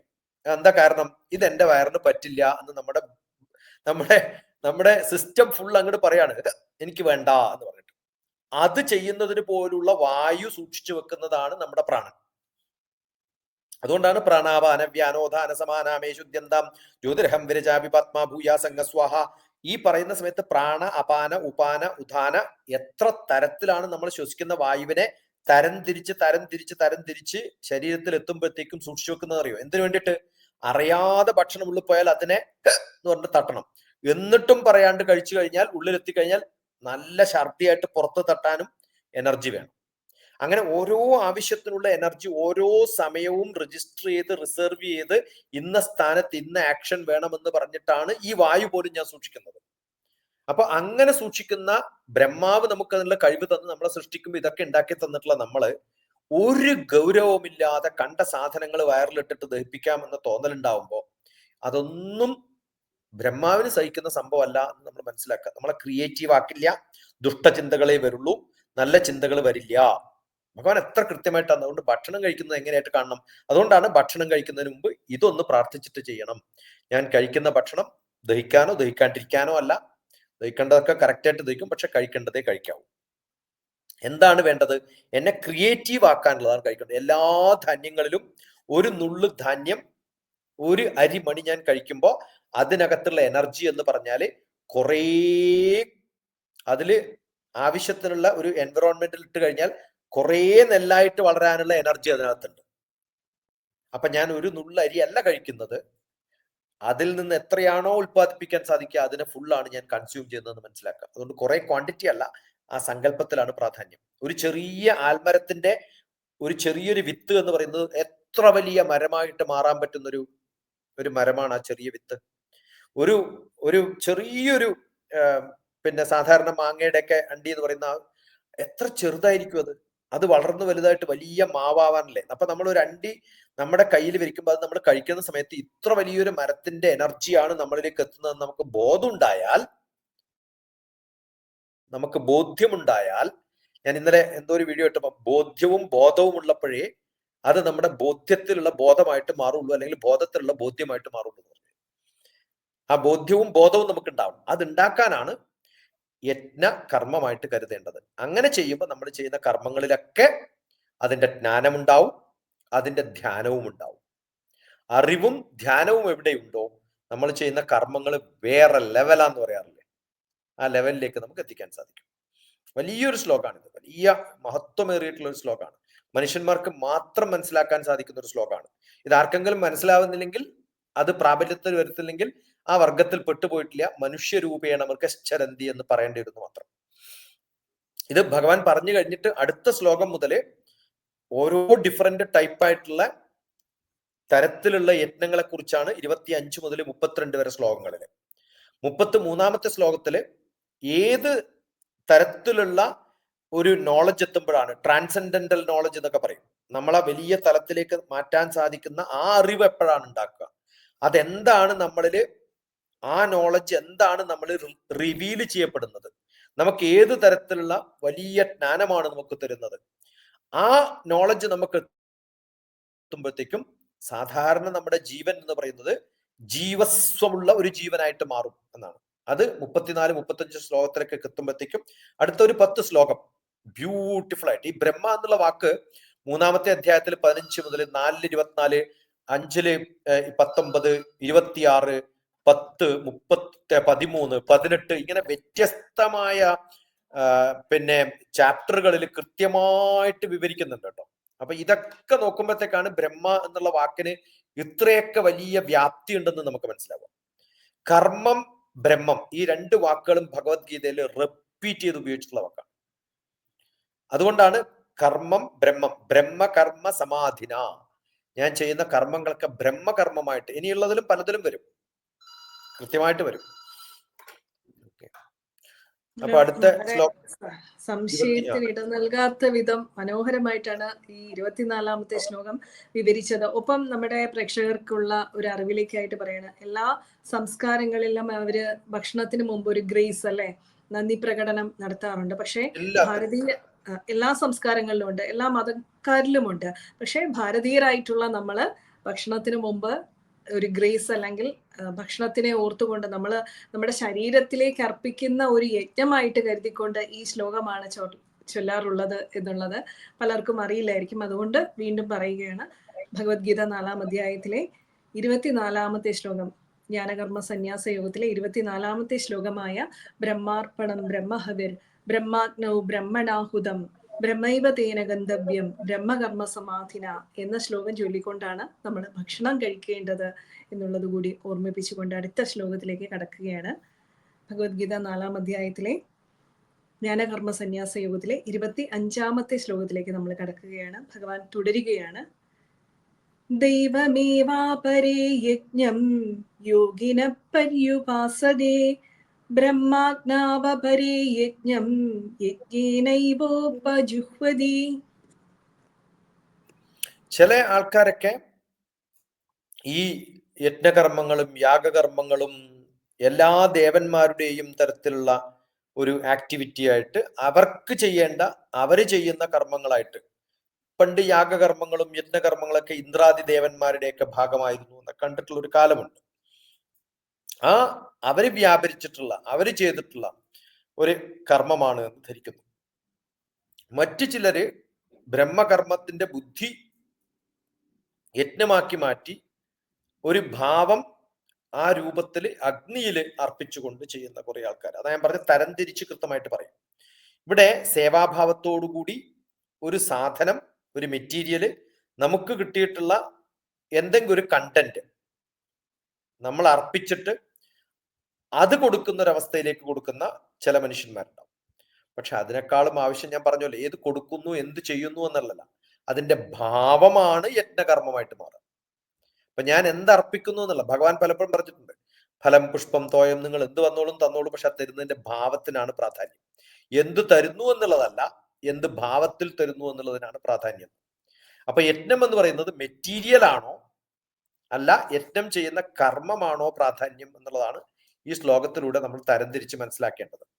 യജ്ഞം ആ കർമ്മത്തിലല്ല, യജ്ഞത്തിന്റെ മെറ്റീരിയലിലല്ല പ്രാധാന്യം, അതിന്റെ കൃത്യമായിട്ടുള്ള ആ ചെയ്യുന്ന ഭാവത്തിനാണ് പ്രാധാന്യം എന്ന് ഭഗവാൻ ഇവിടെ നമുക്ക് പറഞ്ഞു തരികയാണ്. എന്ത് രസകരമായിട്ടാണ് ഭഗവാൻ ഈ ഒരു ശ്ലോകത്തിലൂടെ നമ്മൾ ചെയ്യുന്ന, നേരത്തെ പറഞ്ഞിട്ടുള്ള അതേ സംഭവം, ഭക്ഷണം കഴിക്കുന്ന സമയത്ത് എന്ത് കഴിക്കുന്നു എന്നല്ല, എന്ത് ഭാവത്തിലാണ് കഴിക്കുന്നു, എന്ത് സമർപ്പണ ബോധത്തോടു കൂടിയാണ് ഞാൻ കഴിക്കുന്നത് എന്ന് മനസ്സിലാക്കുമ്പോഴാണ് ആ കർമ്മം വലിയൊരു യജ്ഞകർമ്മമായിട്ട് മാറുന്നത് എന്ന് പറഞ്ഞതുപോലെ ഇവിടെ ഭഗവാൻ പറയുന്നത്, നമ്മൾ ഏത് സംഭവം ചെയ്താലും ഏത് കർമ്മം ചെയ്താലും ആ ചെയ്യുന്ന ഭാവത്തിന് പ്രാധാന്യം ഉണ്ടാവണം. അത് കൃത്യമായി മനസ്സിലാക്കിയിട്ട് വേണം ചെയ്യാൻ, ആ ഭാവത്തോടു കൂടി ചെയ്യാൻ സാധിക്കണം എന്ന് പറഞ്ഞ് ഭഗവാൻ നമുക്ക് നമ്മുടെ ഒരു ഇന്ദ്രിയങ്ങൾക്ക് മാത്രം പ്രാധാന്യം നൽകിയിട്ടുള്ള കാര്യങ്ങൾക്ക് മാറി ഇന്ദ്ര ദേവാദികളുടെ കർമ്മങ്ങളായിട്ട് കരുതുന്ന ഒരു കർമ്മത്തിലേക്ക് മാറി, അത് രണ്ടിലും ബ്രഹ്മ അർപ്പണ ബുദ്ധിയോടുകൂടി യജ്ഞമാക്കി മാറ്റാൻ നമുക്ക് സാധിക്കണം. നേരത്തെ പറഞ്ഞിട്ടുള്ള ബ്രഹ്മാർപ്പണം, ബ്രഹ്മഹവിർ, ബ്രഹ്മാഗ്നോ ബ്രഹ്മണാഹുതം ബ്രഹ്മൈവ തേന ഗന്ധവ്യം ബ്രഹ്മ കർമ്മസമാധിന എന്ന് പറയുന്ന അതേ ശ്ലോകം, ദൈവമേ വാപരേ യജ്ഞം, ഇന്ദ്രദേവാദികൾക്ക് പ്രാധാന്യം നൽകിയിട്ടുള്ള യജ്ഞകർമ്മങ്ങൾ ചിലർ ചെയ്യുന്നു. മറ്റു ചിലർ എന്ത് ചെയ്യുന്നു, എല്ലാ കർമ്മങ്ങളും ബ്രഹ്മാർപ്പണ ബുദ്ധിയോടുകൂടി ചെയ്യുന്നു. നേരത്തെ പറഞ്ഞിട്ടുള്ള ഭക്ഷണം കഴിക്കുന്നതും യജ്ഞകർമ്മമായിട്ട് കരുതുന്നതാണ്. ആ തരത്തിലല്ലാതെ ഭഗവാന്മാർക്ക് മാത്രം ചെയ്യുന്ന കർമ്മങ്ങളെ യജ്ഞകർമ്മമായിട്ട് മാത്രം കാണുന്ന കുറെ പേരുണ്ട്. ചെയ്യുന്ന എല്ലാ കർമ്മങ്ങളെയും യജ്ഞകർമ്മങ്ങളാക്കി മാറ്റണമെന്ന് പ്രാർത്ഥിക്കുന്ന, ബ്രഹ്മഭാവത്തില് ആ ഭാവനാരൂപത്തിൽ അഗ്നിയില് പലതും ചേർക്കുന്ന കുറെ യജ്ഞാദികളെയും കർമാദികളെയും ഒക്കെ നമുക്ക് കാണാൻ സാധിക്കും എന്നുകൂടിയാണ് ഭഗവാൻ ഇതിനകത്ത് പറഞ്ഞു വെക്കുന്നത്.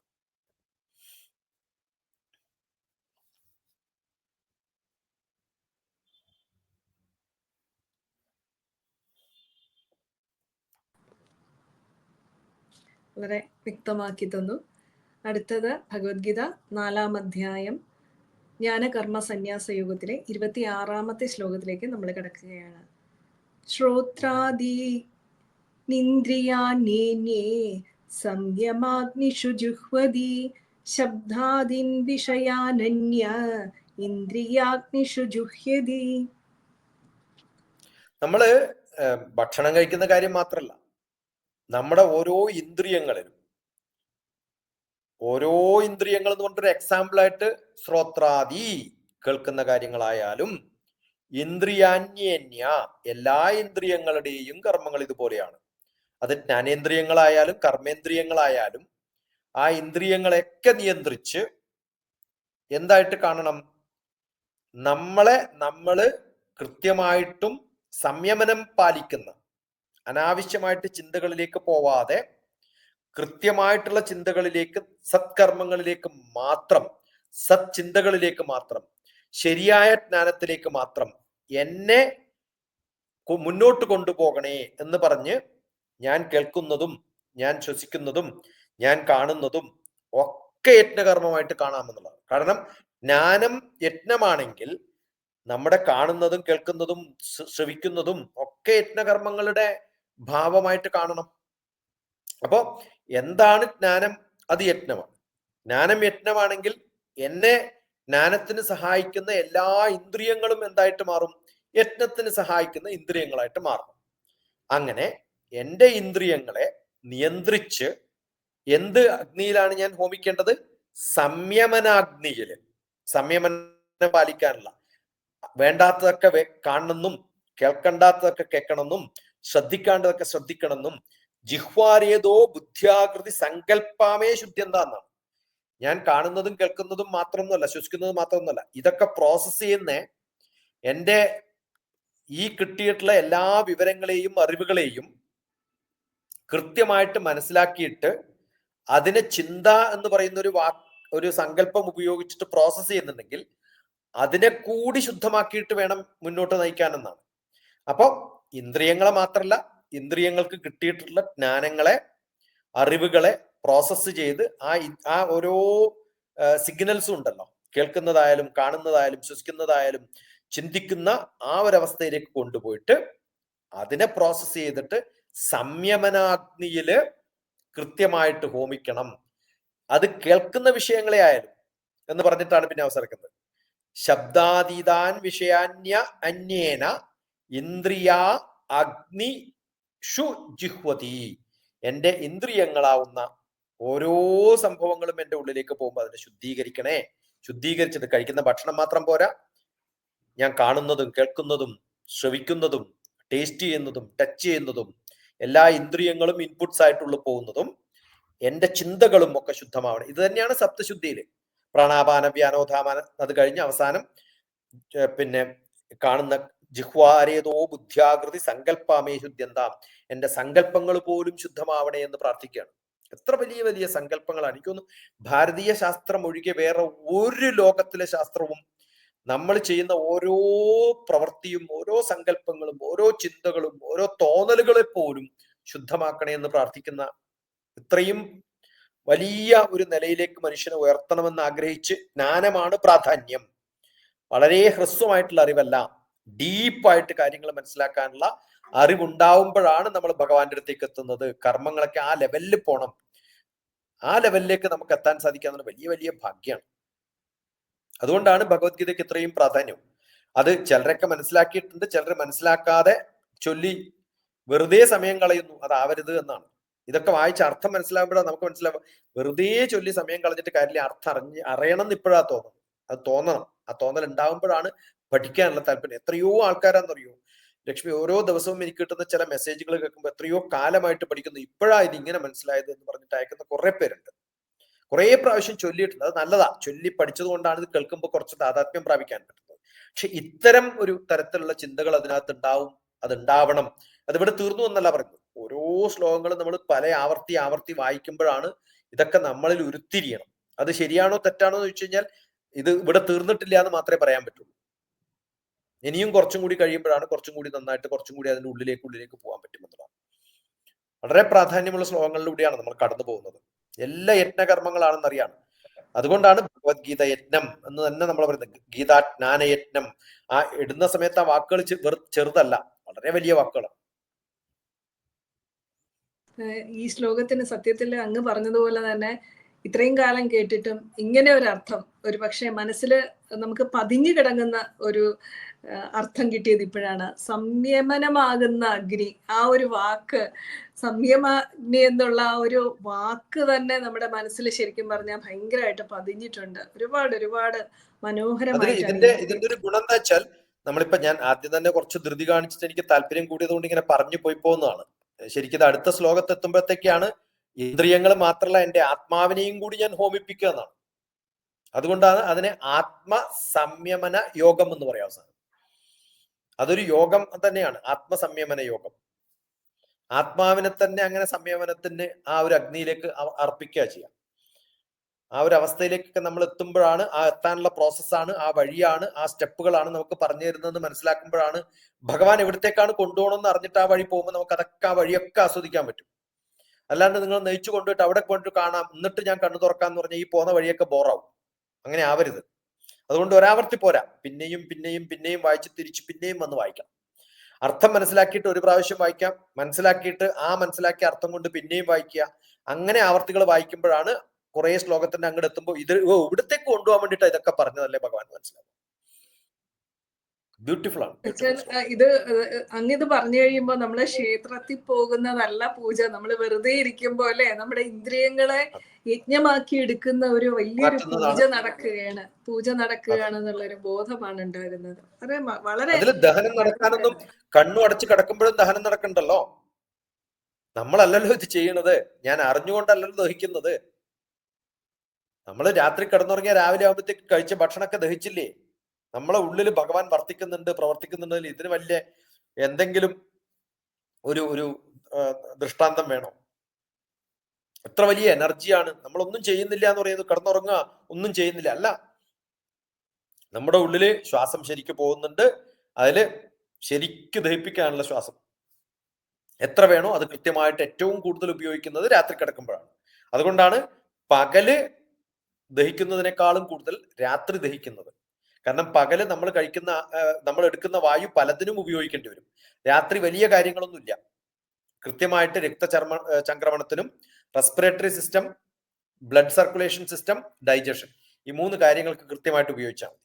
അതുകൊണ്ട് കുറേ പ്രോസസ്സ്, ക്ലീനിങ് പ്രോസസ്സും ഒരു മെയിൻ്റനൻസ് പ്രോസസ്സും ഒക്കെ നടക്കുന്നത്, ദഹിപ്പിക്കലും ഒക്കെ നടക്കുന്നത് രാത്രിയാണ്. വലിയ സിദ്ധാന്തമാണ്.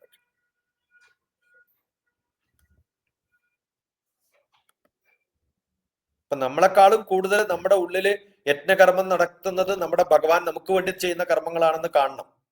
അങ്ങനെ കാണുമ്പോഴാണ് നമ്മൾ കുറച്ചേ ചെയ്യുന്നുള്ളൂ കർമ്മം, നമ്മളെക്കാളും കൂടുതൽ യജ്ഞകർമ്മങ്ങളും ആ ഭാവത്തിൽ, യജ്ഞഭാവത്തില് നമ്മുടെ ഉള്ളിൽ വർത്തിക്കുന്നത് വലിയ സങ്കല്പങ്ങളും വലിയ എനർജിയും വലിയ ശക്തിയും ഭഗവാന്റെ ചിന്തകളും ഒക്കെയാണെന്ന് മനസ്സിലാക്കുമ്പോഴാണ് നമ്മളെക്കാളും കൂടുതൽ നമുക്ക് വേണ്ടി ജോലി ചെയ്യുന്നത് ഭഗവാനാണ് എന്ന് നമ്മൾ മനസ്സിലാക്കുക. ആ മനസ്സിലാക്കുമ്പോഴാണ് എന്റെ ജന്മം ഞാനല്ല കൊണ്ടു നടക്കുന്നത്, എന്റെ ഊർജം ഞാനല്ല ഉണ്ടാക്കുന്നത്.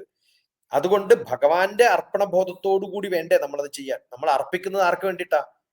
ഏത് മിഷനിലാണോ, ഏത് പ്രോസസ്സറിലാണോ, ഏത് ഉടയതമ്പുരാന് കൊടുക്കുന്നതാണോ ഈ പണി, ആ പണി അയാൾക്ക് ഇഷ്ടമുള്ള പണിയല്ലേ നമ്മൾ കൊടുക്കേണ്ടത്. അപ്പൊ അദ്ദേഹത്തിന് ഇഷ്ടമുള്ള പണി എന്താണ്? അദ്ദേഹത്തിന് താല്പര്യമുള്ള പണി എന്ന് പറയുന്നത് ഇത്തരം കർമ്മങ്ങളൊക്കെ നല്ല വലിയ ഭാവത്തോടുകൂടി, വലിയ നന്മയോടുകൂടി, ഏത് തരത്തിലുള്ള ഭാവം വേണം? നല്ല ഊർജം വേണം, നല്ല ശക്തി വേണം, നല്ല ജ്ഞാനം വേണം, നല്ല ചിന്ത വേണം, അതിനൊക്കെ വേണം. പക്ഷെ ഇതൊക്കെ ചെയ്യുന്നത് എൻ്റെ കഴിവ് കൊണ്ടല്ല, ഞാൻ കഴിക്കുന്ന ഭക്ഷണം കൊണ്ടല്ല. എൻ്റെ ഉള്ളിലിരിക്കുന്ന പ്രാണൻ എനിക്ക് വേണ്ടി, ആ പ്രാണന്റെ ഉടമയായിട്ടുള്ള ഭഗവാൻ എനിക്ക് വേണ്ടി ഈ പണികളൊക്കെ ചെയ്യുകയാണ്. അത് ഓരോ നിമിഷവും നമ്മൾ ഉണരുമ്പോൾ മാത്രമേ നമ്മൾ ജോലി ചെയ്യുന്നുള്ളൂ. നമ്മൾ കിടന്നുറങ്ങുമ്പോൾ നമ്മുടെ ഉള്ളിൽ ഈ പ്രോസസ്സുകളൊക്കെ നടത്താൻ വേണ്ടിയിട്ട് ഈ സ്ലീപ്പ് മോഡിലൊക്കെ പ്രോസസ്സർ നടക്കില്ല. സ്ലീപ്പ് മോഡിൽ പ്രോസസ്സർ നടക്കുന്ന ഒരു സംഭവം എന്ന് പറയുന്നത് ഈ പറഞ്ഞ 3 സിസ്റ്റം മാത്രമാണ്. Digestive system, respiratory system, blood circulation system. ഇത്തരം ചിന്തകളൊന്നും ഇല്ല. അനാവശ്യമായിട്ടുള്ള സ്വപ്നങ്ങളൊക്കെ കണ്ടിട്ട് ചില ചിന്തകളൊക്കെ ഉണ്ടാകുമ്പോൾ അത്തരത്തിന് വേണ്ടിയിട്ട് കുറച്ച് എനർജികൾ പോകുമ്പോഴാണ് നമുക്ക് ഈ ഉറക്കം ശരിയില്ല എന്നൊക്കെ പറയുന്നത്. ജാഗ്രത്, സ്വപ്ന, സുഷുപ്തി. ജാഗ്രത് അവസ്ഥയിൽ നമ്മൾ ചെയ്യുന്ന കർമ്മങ്ങളും സ്വപ്നാവസ്ഥയിൽ നമ്മൾ അറിയാതെ ചെയ്തു പോകുന്ന ചില കർമ്മങ്ങളും സുഷുപ്തിയിൽ പൂർണ്ണമായിട്ടും കിടക്കുമ്പോൾ നടക്കുന്ന കർമ്മങ്ങളില് ദഹനവും, ഏറ്റവും പ്രാധാന്യമായിട്ട് നമുക്ക് വേണ്ടത് ദഹനവും രക്ത ചംക്രമണവും, അതുകൂടാതെ തന്നെ നമ്മുടെ ശ്വാസക്രമവുമാണ്. ഈ രക്തവും ശ്വാസവും എന്തിനു വേണ്ടിയാണെന്ന് ചോദിച്ചാൽ നമ്മുടെ ഈ ഡൈജസ്റ്റീവ് പ്രോസസ്സ് കൃത്യമാക്കാൻ വേണ്ടിയിട്ടാണ്. അപ്പൊ നമ്മൾ കിടന്നുറങ്ങുമ്പോഴും നമ്മുടെ ഉള്ളിൽ വർത്തിക്കുന്നതും പ്രവർത്തിക്കുന്നതും ഒക്കെ നമ്മളെക്കാളും വലിയ യജ്ഞാധിപനായ ഭഗവാനാണ് നമുക്ക് വേണ്ടിയിട്ട് ഇതൊക്കെ നമ്മുടെ ഉള്ളിൽ നമ്മൾ ഉറങ്ങുമ്പോൾ ചെയ്യുന്നത് എന്ന് അറിയുമ്പോഴാണ് നമ്മളെക്കാളും വേല ചെയ്യുന്നത് നമുക്ക് വേണ്ടി നമ്മുടെ ഉള്ളിലിരിക്കുന്ന ഭഗവാനാണെന്ന് നമ്മൾ അറിയുന്നത്.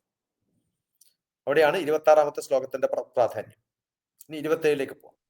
വളരെ മനോഹരമായിട്ട് വോളണ്ടറി, ഇൻവോളണ്ടറി ആക്ഷൻസ് ഒക്കെ അല്ലേ, അതെങ്ങനെയാണ് ഈശ്വരനുമായിട്ട് ബന്ധപ്പെട്ടിരിക്കുന്നത്, നമ്മുടെ അകത്തുള്ള പ്രാണൻ എന്താണ് എന്നുള്ളത് വളരെ മനോഹരമായിട്ട് വ്യക്തമാക്കി. അടുത്തത് നമ്മൾ 27ാമത്തെ ശ്ലോകത്തിലേക്ക് കടക്കുകയാണ്. ഭഗവത്ഗീത 4-ാം അധ്യായം ജ്ഞാന കർമ്മ സന്യാസ യുഗത്തിലെ 27ാമത്തെ ശ്ലോകമാണ്. ഭഗവാൻ തുടരുകയാണ്. സർവാണീന്ദ്രിയ കർമാണി പ്രാണകർമാണി ചാപരേ ആത്മസംയമയോഗാഗ്നൗ ജുഹ്വതി ജ്ഞാനദ്വീപദേ ഇതിലാണ് ഞാൻ പറഞ്ഞത്. ജ്ഞാനദീപിതേ.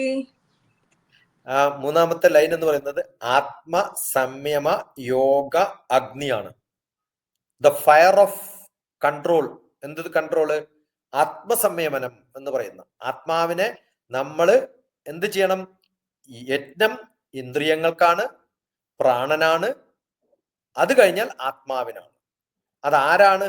അഗ്നിയായിട്ട് എൻ്റെ ഉള്ളില് ആത്മ സംയമനത്തിന് വേണ്ടിയിട്ടുള്ള അഗ്നി എന്നിൽ ഉണ്ടാവണേ എന്നാണ്.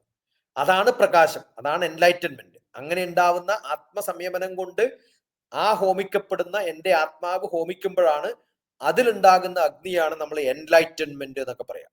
ഒരു ലൈറ്റ് ഉണ്ടാവുമല്ലോ എന്തായാലും അഗ്നിയിലെടുപ്പം. അങ്ങനെ എൻ്റെ അറിവും എൻ്റെ എല്ലാ തോന്നലുകളും ഞാൻ സറണ്ടർ ചെയ്തിട്ടുള്ള എൻ്റെ ഈഗോയും എൻ്റെ കർമ്മങ്ങളുടെ ബെനിഫിറ്റും ഒക്കെ അതിനകത്ത് വന്ന് പെട്ട് ദഹിച്ചു തീരുമ്പോൾ ചാമ്പലായിട്ട് മാറിയാൽ അതിൽ നിന്നൊരു പ്രകാശം വരുമ്പോൾ ആ പ്രകാശമാണ് കൃത്യമായിട്ടുള്ള ജ്ഞാന ദീപിതേ എന്ന് പറയുന്നത്. എന്ത് രസകരമായിട്ടാണ്!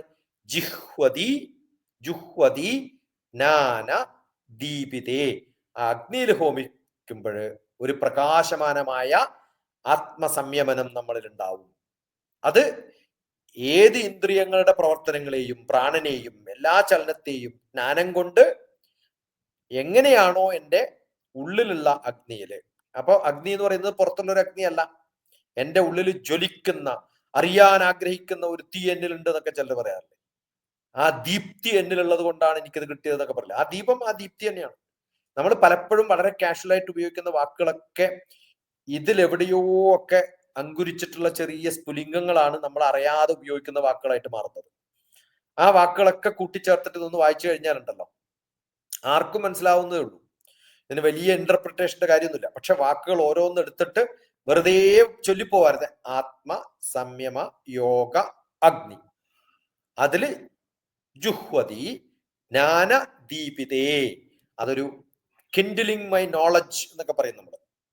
അത് ചെയ്യാൻ പറ്റുന്ന ജിഹ്വതി. ജിഹ്വതി എന്ന് പറഞ്ഞാൽ സാക്രിഫൈസ്, അഗ്നിയിൽ ഇടുന്ന ഹവിസ്സാണ്. ആ ഹവിസിൽ എന്താ ഇടുന്നത്? ഇപ്പോ ആദ്യം ഭക്ഷണം ഇട്ട് എൻ്റെ ഉള്ളിൽ കത്തിച്ചു, അത് കഴിഞ്ഞിട്ട് എൻ്റെ എല്ലാ ഇന്ദ്രിയങ്ങളെയും ഇട്ട് ദഹിപ്പിച്ചു, അത് കഴിഞ്ഞിട്ട് ഈ ഇന്ദ്രിയങ്ങളൊക്കെ പ്രോസസ് ചെയ്യുന്ന ബുദ്ധിയും മനസ്സും ചിന്തകളും ഒക്കെ ഇട്ട് പ്രോസസ് ചെയ്ത്, അതും കഴിഞ്ഞിട്ട് അവസാനം ഞാൻ ഇടുന്നത് എന്താണ്? എൻ്റെ ആത്മാവിനെ തന്നെ അങ്ങോട്ട് ഇട്ട് പൊരിച്ച് കളയാണെന്നുള്ളത്. അപ്പൊ വരുന്ന ഒരു ദീപം ഉണ്ടല്ലോ, ആ ദീപമാണ് എന്നെ ആത്മീയ പുരുഷനാക്കിയിട്ട് മാറ്റുക എന്നുള്ളത്. ആത്മീയ പുരുഷനാക്കി മാറ്റാനുള്ള കഴിവ് എന്നിൽ തന്നെ ഭഗവാൻ തന്നിട്ടുണ്ട്. ആ തോന്നൽ ഉണ്ടാവുകയേ വേണ്ടൂ എന്നുള്ളതാണ്. അത് പുറത്തുനിന്നും കൊണ്ടുവന്നിട്ട് തെളിയിക്കേണ്ട കാര്യമൊന്നുമില്ല, ഉള്ളിൽ തന്നെയുള്ളത് തന്നെയാണ്. അതുകൊണ്ട് ഏത് കർമ്മങ്ങളും നമ്മൾ പുറത്തു പോയിട്ട് ചെയ്യേണ്ടതല്ല, ഉള്ളിൽ തോന്നേണ്ട ഭാവമാണ് എന്നുള്ളത്. അതുകൊണ്ടാണ് ഭഗവാൻ അപ്പയ്യ ദീക്ഷിതര് പറഞ്ഞിട്ടുള്ളത്, എവിടെയാണ് ഭഗവാൻ എന്ന് ചോദിച്ചാൽ ആ അവിടെ ഇവിടെ ഇവിടെ ഇവിടെ പുണ്യസ്ഥാനത്തൊക്കെ പോയാൽ നിങ്ങൾക്ക് മോക്ഷം കിട്ടും. അതിനൊന്നും അർത്ഥമില്ല. പല ഭഗവാന്മാരെയും പിന്നാലെ പോയി ക്ഷേത്രങ്ങളിൽ തെണ്ടി നടക്കുക, അതിലും കാര്യമില്ല. രൂപം പറഞ്ഞിട്ട് ഭഗവാനെ കൃത്യമായിട്ട് രൂപവിവർജിതസ്യ ഭവതോ ധ്യായേനയത് കൽപ്പിതം, രൂപം കൃത്യമായിട്ട് വിവരിച്ചിട്ട് ഭഗവാൻ ഇതാണെന്നൊക്കെ ഞാൻ പ്രകീർത്തിച്ച് പാടുമ്പോ, ഞാൻ പ്രകീർത്തിച്ച് പാടി എൻ്റെ മനസ്സിൽ ഉണ്ടാക്കാൻ സാധിക്കുന്ന ഭഗവാന്റെ രൂപത്തിനും അപ്പുറത്താണ് ഭഗവാൻ. ഡിസ്ക്രൈബിൾ അല്ല, ഇൻഡിസ്ക്രൈബിൾ ആണെന്ന് ഞാൻ പറയുമ്പോൾ, ഒരു സ്ഥലത്ത് കാണാൻ സാധിക്കുന്നതല്ല, കാണാൻ സാധിക്കാത്തതാണ് ഭഗവാൻ എന്നറിയുമ്പോൾ, ഈ മൂന്ന് കർമ്മങ്ങളും ഏത് ഡിസ്ക്രൈബ് ചെയ്യാൻ പറ്റാത്തതിനെ ഡിസ്ക്രൈബ് ചെയ്യാം, ഒരു സ്ഥലത്ത് ഇരുത്താൻ പറ്റാത്തതിനെ പല ക്ഷേത്രങ്ങളിലും ഇട്ടിട്ടുള്ളത്, എല്ലായിടത്തും കിടക്കുന്നതിനെ അവിടെ ഒരു കുറച്ച് ഭാഗങ്ങളിൽ മാത്രം ഇട്ടിട്ടുള്ളത്. ഈ മൂന്ന് ഭാവങ്ങളും ഞാൻ ചെയ്തിട്ടുള്ളത് പാപത്രയം മത്കൃതം, ഇത് ഞാൻ ചെയ്തിട്ടുള്ള മൂന്ന് പാപങ്ങളാണേ എന്ന് പറഞ്ഞ് അവസാനം ഇതിനൊക്കെ മാപ്പപേക്ഷിക്കുകയാണ്. ഇതാണ് യഥാർത്ഥത്തിൽ ഭക്തി എന്ന് പറയുന്നത്. നമ്മൾ ഈ ഭഗവാനെ തേടി പുറത്തൊക്കെ പോകുമ്പോൾ ആലോചിക്കേണ്ടത് ഇതൊക്കെ നമ്മുടെ ഉള്ളിൽ ഈ ഒരു 27ാമത്തെ ശ്ലോകമൊക്കെ കഴിയുമ്പോഴത്തേക്കുണ്ടല്ലോ, ഗുരുവായൂരിലേക്കുള്ള വഴി വായിച്ചു കേൾക്കവേ എന്നിൽ നിന്ന് എന്നിലേക്കുള്ള ദൂരം കണ്ട അമ്പരന്നു ഞാനെന്ന് കുഞ്ഞുണ്ണി മാഷ് പാടിയതൊക്കെ ഓർക്കണം. ഇതൊന്നും അങ്ങോട്ട് പോയിട്ട് കാണേണ്ടതല്ല, എൻ്റെ ഉള്ളിൽ കാണേണ്ടതാണ്. കുറച്ച് സമയം നമ്മളെ തന്നെ നമ്മൾ ശ്രദ്ധിച്ചു കഴിഞ്ഞാൽ ഭഗവാനെ നമ്മുടെ ഉള്ളിൽ ദർശിക്കാൻ പറ്റണം. അതാണ് വേണ്ടത്, അതാണ് കൃത്യമായിട്ടുണ്ട്. അതെനിക്ക് പറഞ്ഞു തരാൻ ഭഗവാൻ തന്നെ എൻ്റെ ഉള്ളിൽ വേണം താനും. അതില്ലാത്തത് കൊണ്ടാണ് പലപ്പോഴും തെണ്ടിപ്പോകുന്നത്. ഏതൊരു സിനിമയില് പറഞ്ഞിട്ടുണ്ടല്ലോ, ഞാൻ ചോക്കുമലയിൽ നിന്ന് ചോക്ക് തപ്പി നടക്കാന്ന് പറഞ്ഞ പോലെ, എൻ്റെ കാലിന്റെ അടിയിൽ പോലും ചോക്കാണ്, എല്ലായിടത്തും ചോക്കുണ്ട്, എന്നിട്ട് ഞാൻ തപ്പി നടക്കാണ് എവിടെയാ ചോക്കുള്ളത്. ഈ നടന്നു പോകുന്നതൊക്കെ ചോക്കിന്റെ മുകളിലാന്ന് ആർക്കും അറിയുന്നില്ല. അതേപോലെയാണ്. ചോക്ക് പീസിന് വേണ്ടി നടക്കാണ്, പക്ഷെ നടക്കുന്നത് ഫുൾ ചോക്കിന്റെ മുകളിലാണ്. അതിലൊന്നും എടുത്താൽ മതി. അത് കാണാനുള്ള കഴിവ് വേണമെങ്കിൽ നമ്മുടെ ഉള്ളിൽ ഭഗവാൻ തന്നെ പ്രകാശിക്കണം. അതാണ് വ്യത്യാസം. ഞങ്ങൾ പറഞ്ഞത് ശരിയാണ്. 27ാമത്തെ ശ്ലോകം കഴിയുമ്പോൾ നമ്മുടെ ഉള്ളിലുള്ള ആത്മ സംയമനം നടക്കണമെങ്കിൽ ജ്ഞാനമാകുന്ന ഒരു പ്രകാശത്തിലൂടെ മാത്രമേ സാധിക്കുകയുള്ളൂ എന്നുള്ളത് വളരെ മനോഹരമായിട്ട് വ്യക്തമാക്കി. അടുത്തത് 28ാമത്തെ ശ്ലോകമാണ്. ഭഗവത്ഗീത 4-ാം അധ്യായം ജ്ഞാനകർമ്മ സന്യാസ യോഗത്തിലെ 28ാമത്തെ ശ്ലോകത്തിലേക്ക് നമ്മൾ കടക്കുകയാണ്.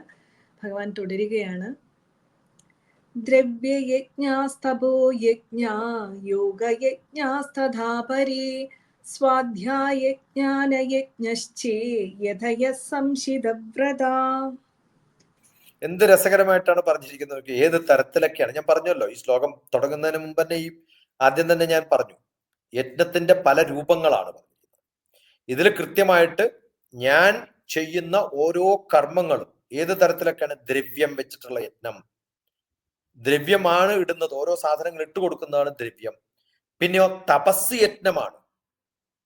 ഏത് തരത്തിലാണോ ആ യജ്ഞം ചെയ്യുന്നത്, ഏത് ഭാവത്തിലാണോ ആ ഭാവത്തിനാണ് പ്രാധാന്യം, അത് തപയജ്ഞമായിട്ട് മാറും. ഏത് യോഗത്തിലാണോ ചെയ്യുന്നത് അത് കൃത്യമായിട്ട് 8 സ്റ്റെപ്പുകൾ, യമ നിയമ ആസന പ്രാണായാമ പ്രത്യാഹാര ധാരണ ധ്യാന സമാധി രൂപത്തില് ഓരോ യോഗ കർമ്മങ്ങളും ചെയ്യുന്ന സമയത്ത് ഏത് തരത്തിലാണോ അതിനെ കാണുന്നത്, ആ ഓരോ അവസ്ഥയും തപസ്സിന്റെ യജ്ഞമാണ്, ആസ്പിറേഷന്റെ യജ്ഞമാണ്, യോഗമാണ്, യാഗമാണ്, ഒക്കെ ഒരേ തരത്തിൽ നമുക്ക് കാണാൻ സാധിക്കും. പിന്നെയോ സ്വാധ്യായ യജ്ഞ.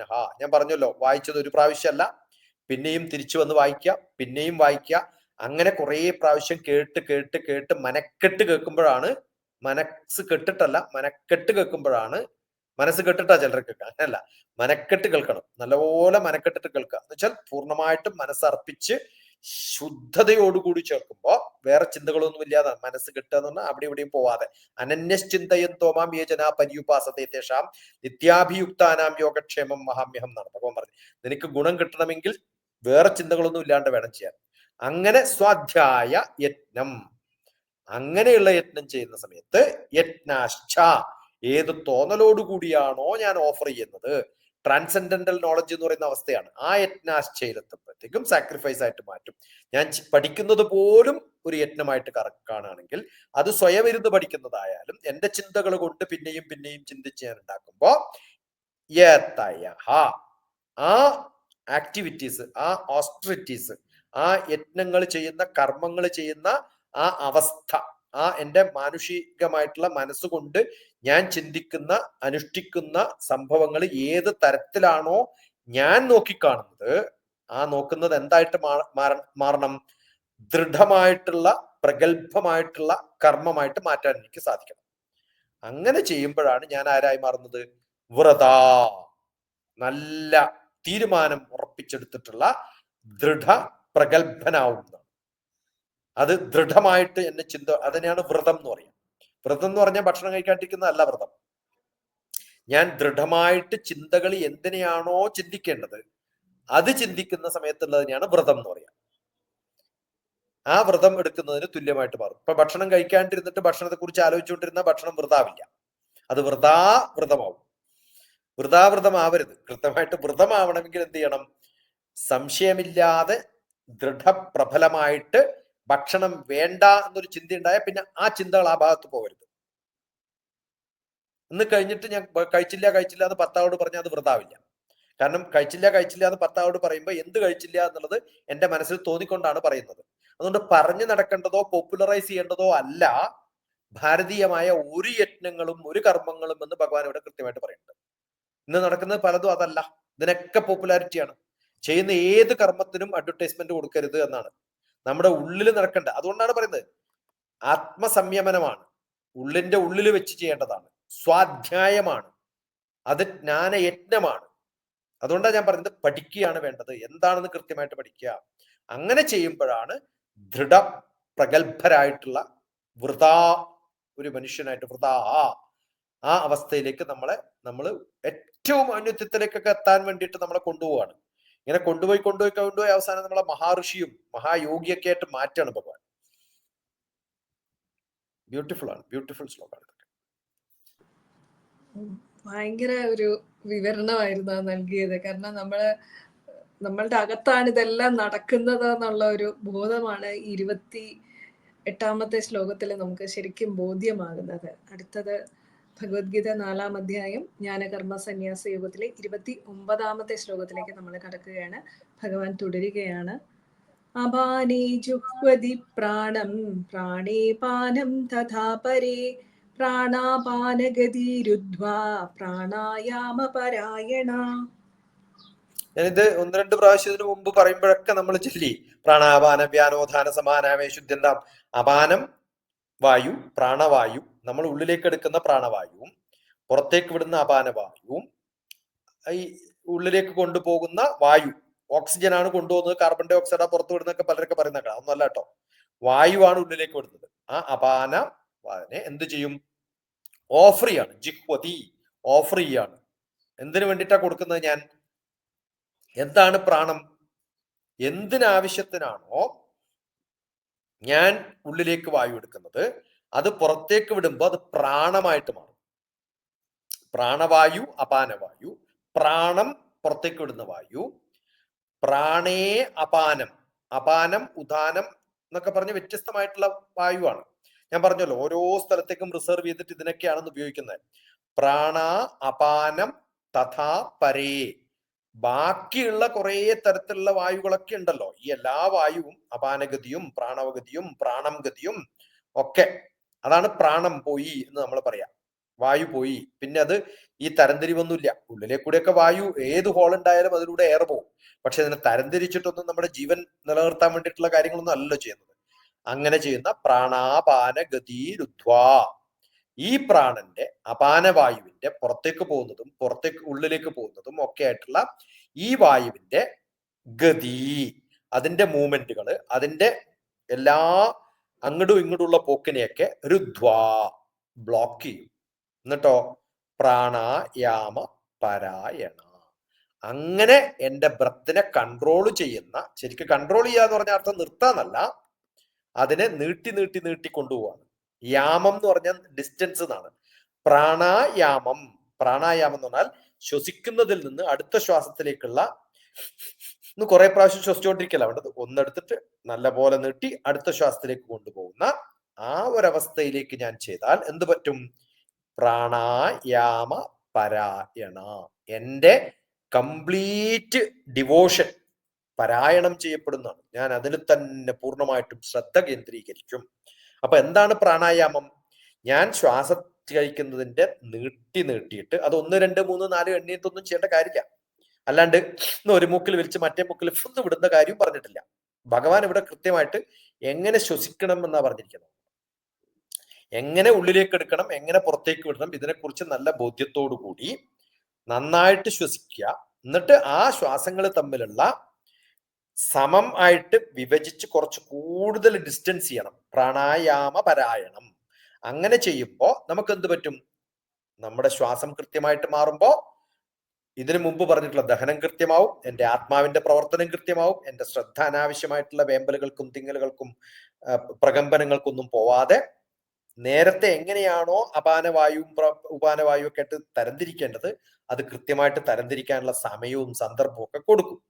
നമ്മൾ വളരെ ഫാസ്റ്റ് ആയിട്ട് ചെയ്യുമ്പോൾ ഇതിനെ റിസർവ് ചെയ്തിട്ട് കൊടുക്കാനുള്ള സമയം കിട്ടില്ല. അതുകൊണ്ട് അങ്ങനെ സമയം കിട്ടാതെ കൊടുത്തു കഴിഞ്ഞാൽ ഈ യജ്ഞകർമ്മങ്ങൾക്കൊക്കെ ആവശ്യമായിട്ടുള്ള വായു കിട്ടാതെയാവും.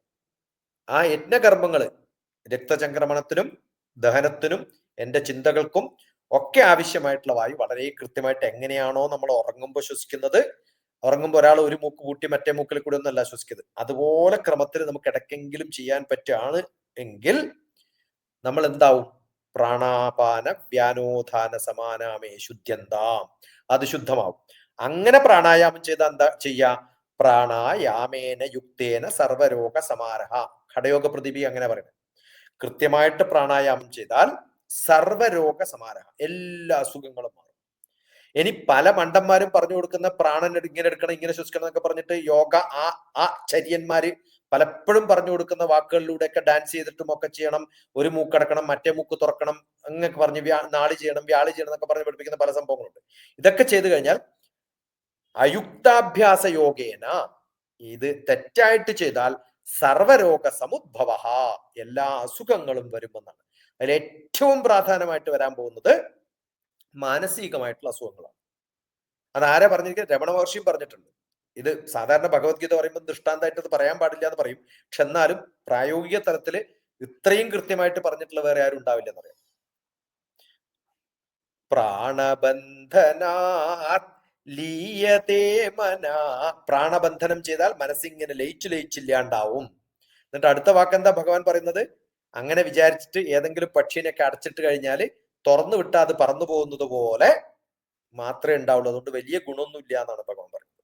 പ്രാണബന്ധനം കൊണ്ട് മനസ്സ് ലയിച്ചു പോകുമെന്ന് ധരിക്കുന്നത് തെറ്റാണ്. കാരണം താൽക്കാലികമായിട്ടൊരു സുഖം കിട്ടുന്നേ ഉള്ളൂ, അത് കഴിഞ്ഞാൽ പിന്നെ ആദ്യം തുടങ്ങും പ്രശ്നങ്ങൾ. അതുകൊണ്ട് അത്തരം യോഗ, മെഡിറ്റേഷൻ, എല്ലാ പ്രശ്നങ്ങൾക്കും സൊല്യൂഷൻ ഒക്കെ മണ്ടത്തരാണ്. അങ്ങനെയാണെങ്കിൽ പിന്നെ വേറെ എല്ലാ മെഡിക്കൽ ഷോപ്പുകളും പൂട്ടിക്കൂടെ? ആ ഡോക്ടർമാരും ചികിത്സിച്ചുകൊണ്ട് തന്നെ അവർ പിന്നെയും പ്രാണായാമം ചെയ്യാം. അതുകൊണ്ട് മാനസികമായ സങ്കല്പങ്ങൾക്കും ഈ പ്രശ്നങ്ങൾക്കൊക്കെ എല്ലാത്തിനുമുള്ള വഴികളാണെന്ന് തോന്നരുത്.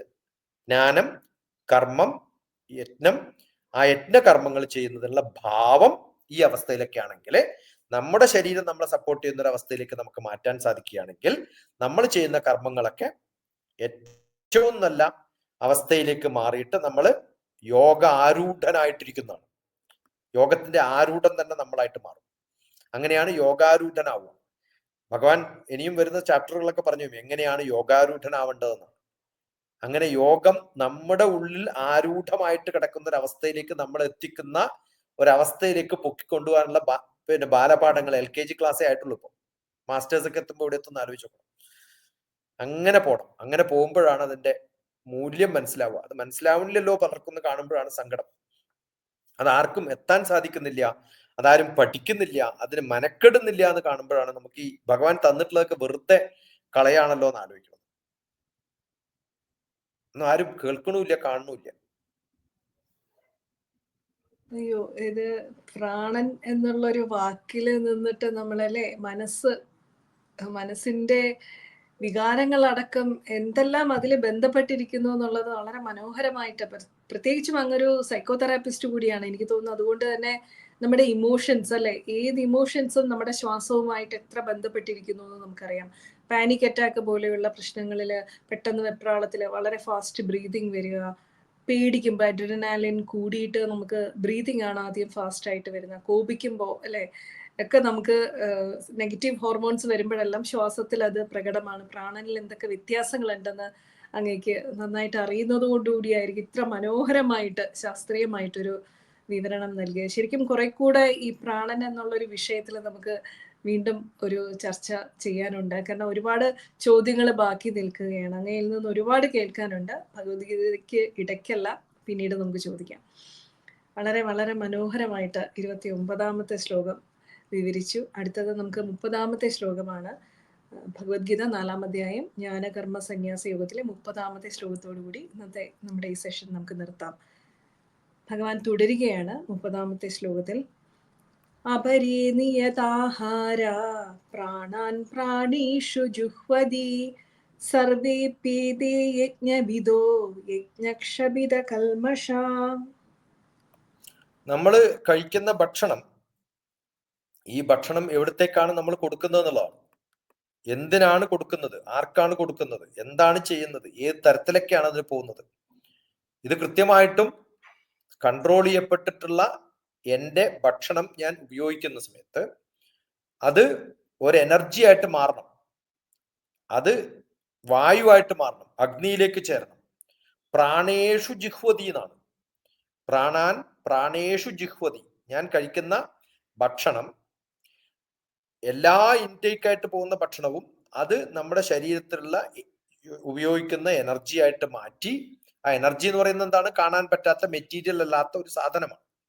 ആ സാധനമായിട്ട് പ്രാണനായിട്ട് എൻ്റെ ശരീരത്തിൽ ഊർജമായിട്ട്, പ്രാണൻ എന്ന് പറഞ്ഞാൽ വലിയ അർത്ഥങ്ങളുള്ളതാണ്.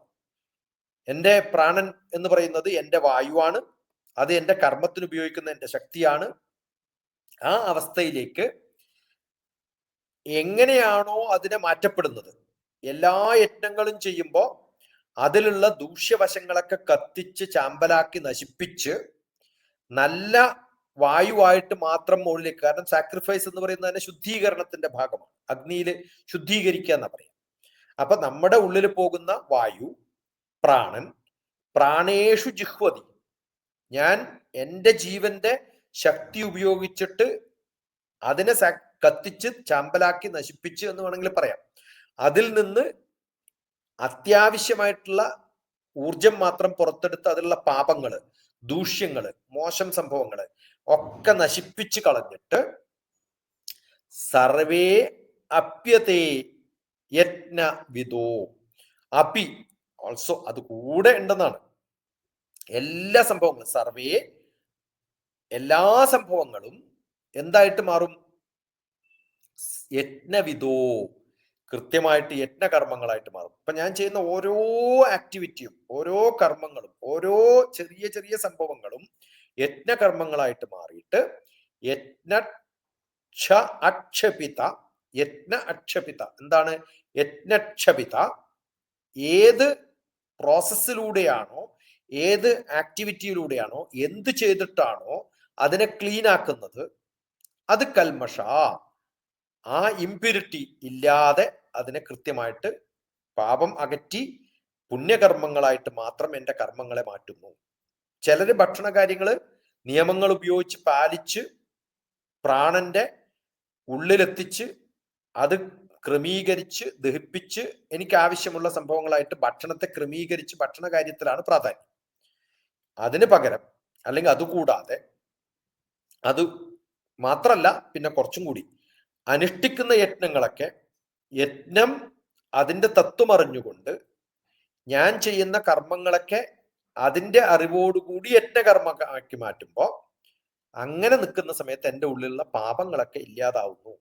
എന്ന് വെച്ചാൽ ഞാൻ ചെയ്യുന്ന കർമ്മം അതിനേക്കാളും പ്രാധാന്യമായിട്ട് ആ ചെയ്യുന്ന കർമ്മത്തിന്റെ പിന്നാലെയുള്ള എൻ്റെ ചിന്തകൾ എന്താണോ അതിലേക്ക് നയിക്കുന്നത്, എന്തുകൊണ്ടാണ് ഞാനത് ചെയ്യുന്നത് എന്നറിയുമ്പോൾ ആ കർമ്മങ്ങളും കൂടി എന്നിൽ പെടുമ്പോഴാണ് ഞാൻ ചെയ്യുന്ന കർമ്മങ്ങളൊക്കെ വലിയ സിദ്ധാന്തത്തോടു കൂടി അതിനെ നോക്കിക്കാണാനും അതിനെ ബലപ്പെടുത്താനും അതിൽ മൂല്യം കൂട്ടാനും ഒക്കെ സാധിക്കും. അപ്പൊ കർമ്മം ചെയ്യുന്നത് പ്രാധാന്യമാണ്.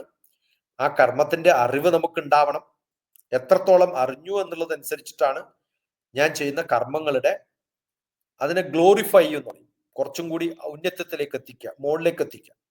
അപ്പൊ ഈ 33 മുതൽ 42 വരെയുള്ള ശ്ലോകങ്ങളില് ഒരു അറിവിന്റെ എത്ര മേൽക്കുമേൽ നമുക്ക് ഉയർച്ചയിൽ നിന്ന് ഉയർച്ചയിലേക്ക് കൊണ്ടുപോകാൻ സാധിക്കുമോ അത് അത്രയും കൊണ്ടുപോയാൽ 24 മുതൽ 32 വരെ വ്യത്യസ്തമായിട്ടുള്ള യജ്ഞയാഗങ്ങളെ കുറിച്ച് പറയുന്നതിൽ ഈ അറിവുകളെ മുകളിലേക്ക് എത്തിക്കാൻ സാധിക്കുന്ന തരത്തിലേക്ക് ആക്കാൻ സാധിച്ചാൽ നമുക്ക് സാധാരണ വ്യത്യസ്തമായ യോഗികളും വ്യത്യസ്തമായിട്ടുള്ള ആചാരാനുഷ്ഠാനങ്ങൾ കൃത്യമായിട്ട് ചെയ്തിട്ടുള്ള സേജസ് സന്യാസിമാരും അവർ ചെയ്യുന്ന കർമ്മങ്ങളൊക്കെ ഏത് ലെവലിൽ പോകുന്നു, ആദ്യം അങ്ങനെയാ ഉദാഹരണം പറഞ്ഞു തുടങ്ങിയത്, ആ ലെവലിലേക്ക് എന്നെ ഉയർത്താൻ സാധിക്കുമെന്നും അതുകൊണ്ട് ഞാൻ ചെയ്യുന്ന ഓരോ ചെറിയ ചെറിയ കർമ്മങ്ങളെയും വലിയ യാഗയജ്ഞ കർമ്മങ്ങളായിട്ട് മാറ്റാൻ സാധിക്കുമെന്നും എന്ന് കൃത്യമായിട്ട് തരംതിരിച്ച് യാഗയജ്ഞ കർമ്മങ്ങളും ശ്വസിക്കുന്നതും ഭക്ഷണം കഴിക്കുന്നതും നമ്മുടെ ഉള്ളില് മജ്ജ മാംസങ്ങള് ഒക്കെ ചെയ്യുന്ന കർമ്മങ്ങളും ചിന്തകളും ബുദ്ധ്യാകൃതി സങ്കല്പാമേ ശുദ്ധ്യന്താം, ആ സങ്കല്പങ്ങളും ഒക്കെ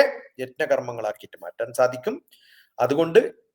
അതുകൊണ്ടാണ് ഈ അധ്യായത്തിന് ദ കർമ്മ ഓഫ് നോളജ്, ദ കർമ്മ ഓഫ് ഡിസിപ്ലിൻ, കർമ്മ ഓഫ് ഭക്തി ആൻഡ് കർമ്മ ഓഫ് നോളജ്, ജ്ഞാന കർമ്മ സന്യാസ യോഗം എന്ന് പേരിട്ടിരിക്കുന്നത്. അപ്പൊ ഇതിൽ വരാൻ പോകുന്ന ശ്ലോകങ്ങളിലും ഇത്തരം കുറെ സംഭവങ്ങളാണ്. അത് കൃത്യമായിട്ട് നമ്മളെ തരത്തിൽ എങ്ങനെയാണോ നമ്മൾ കാര്യങ്ങൾ ചെയ്യുമ്പോൾ അതൊരു വലിയ യജ്ഞമായിട്ട് കണക്കാക്കിയിട്ട് ചെയ്യാൻ സാധിക്കുന്നത്, ഏത് ഭാവത്തോടു കൂടിയാണ് നമ്മൾ ചെയ്യുന്നത്, അത് ഏത് വലിയ വലിയ മഹാന്മാർ ചെയ്തിട്ടുള്ള ഇത്തരം സംഭവങ്ങളെയൊക്കെ നോക്കി കണ്ട് പഠിച്ചിട്ട് എങ്ങനെയാണ് നമ്മൾ നമ്മുടെ ഭാവിയിലേക്ക് നമ്മൾ ഏറ്റെടുക്കേണ്ടത്, അതിനാണ് ട്രാൻസെൻഡന്റ്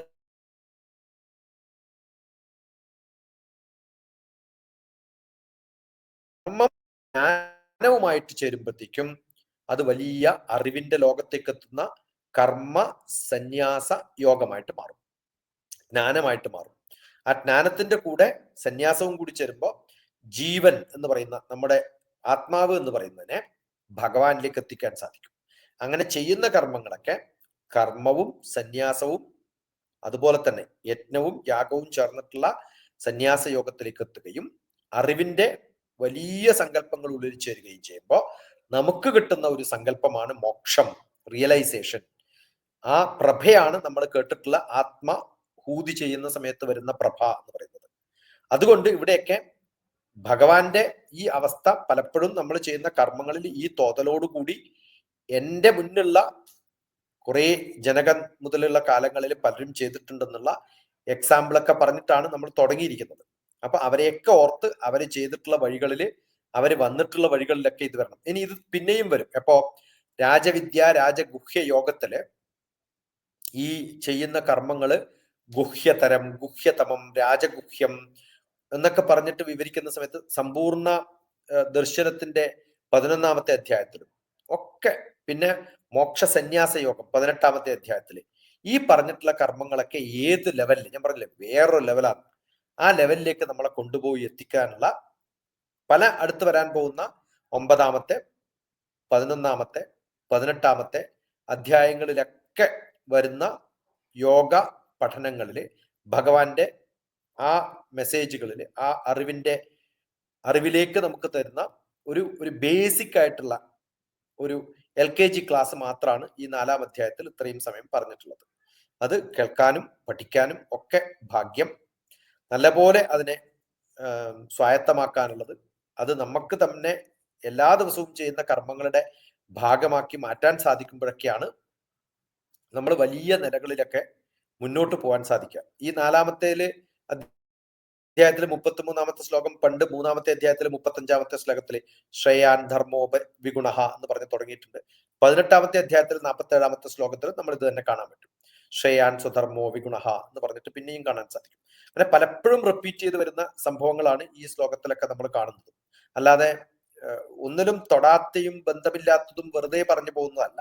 ഈ യജ്ഞകർമ്മങ്ങളാണ് ഇതിന്റെയൊക്കെ പ്രാധാന്യം. അതുകൊണ്ട് യാഗയജ്ഞങ്ങളൊക്കെ യോഗ പറയുന്ന സമയത്ത് യാഗയജ്ഞങ്ങളുടെ പ്രാധാന്യം ഇതൊക്കെയാണെന്ന് കൂടി മനസ്സിലാക്കിയാൽ നമ്മൾ ചെയ്യുന്ന കർമ്മങ്ങൾക്കും അതിന്റെ ഗുണങ്ങളും ഒക്കെ നമുക്കുണ്ടാവും. ഈ ഒരു അധ്യായത്തിൽ ഈ ഒരു സമയത്ത് ഇവിടെ നമ്മൾ നിർത്തുന്നു. ഇനി അടുത്ത ഈ അധ്യായം കുറച്ചും കൂടി പറഞ്ഞ് മുന്നോട്ട് പോകാനുള്ള കുറച്ച് ശ്ലോകങ്ങൾ അടുത്ത എപ്പിസോഡിൽ, അടുത്ത ക്ലാസ്സിൽ നമുക്ക് എടുക്കാം. നന്ദി, നമസ്കാരം.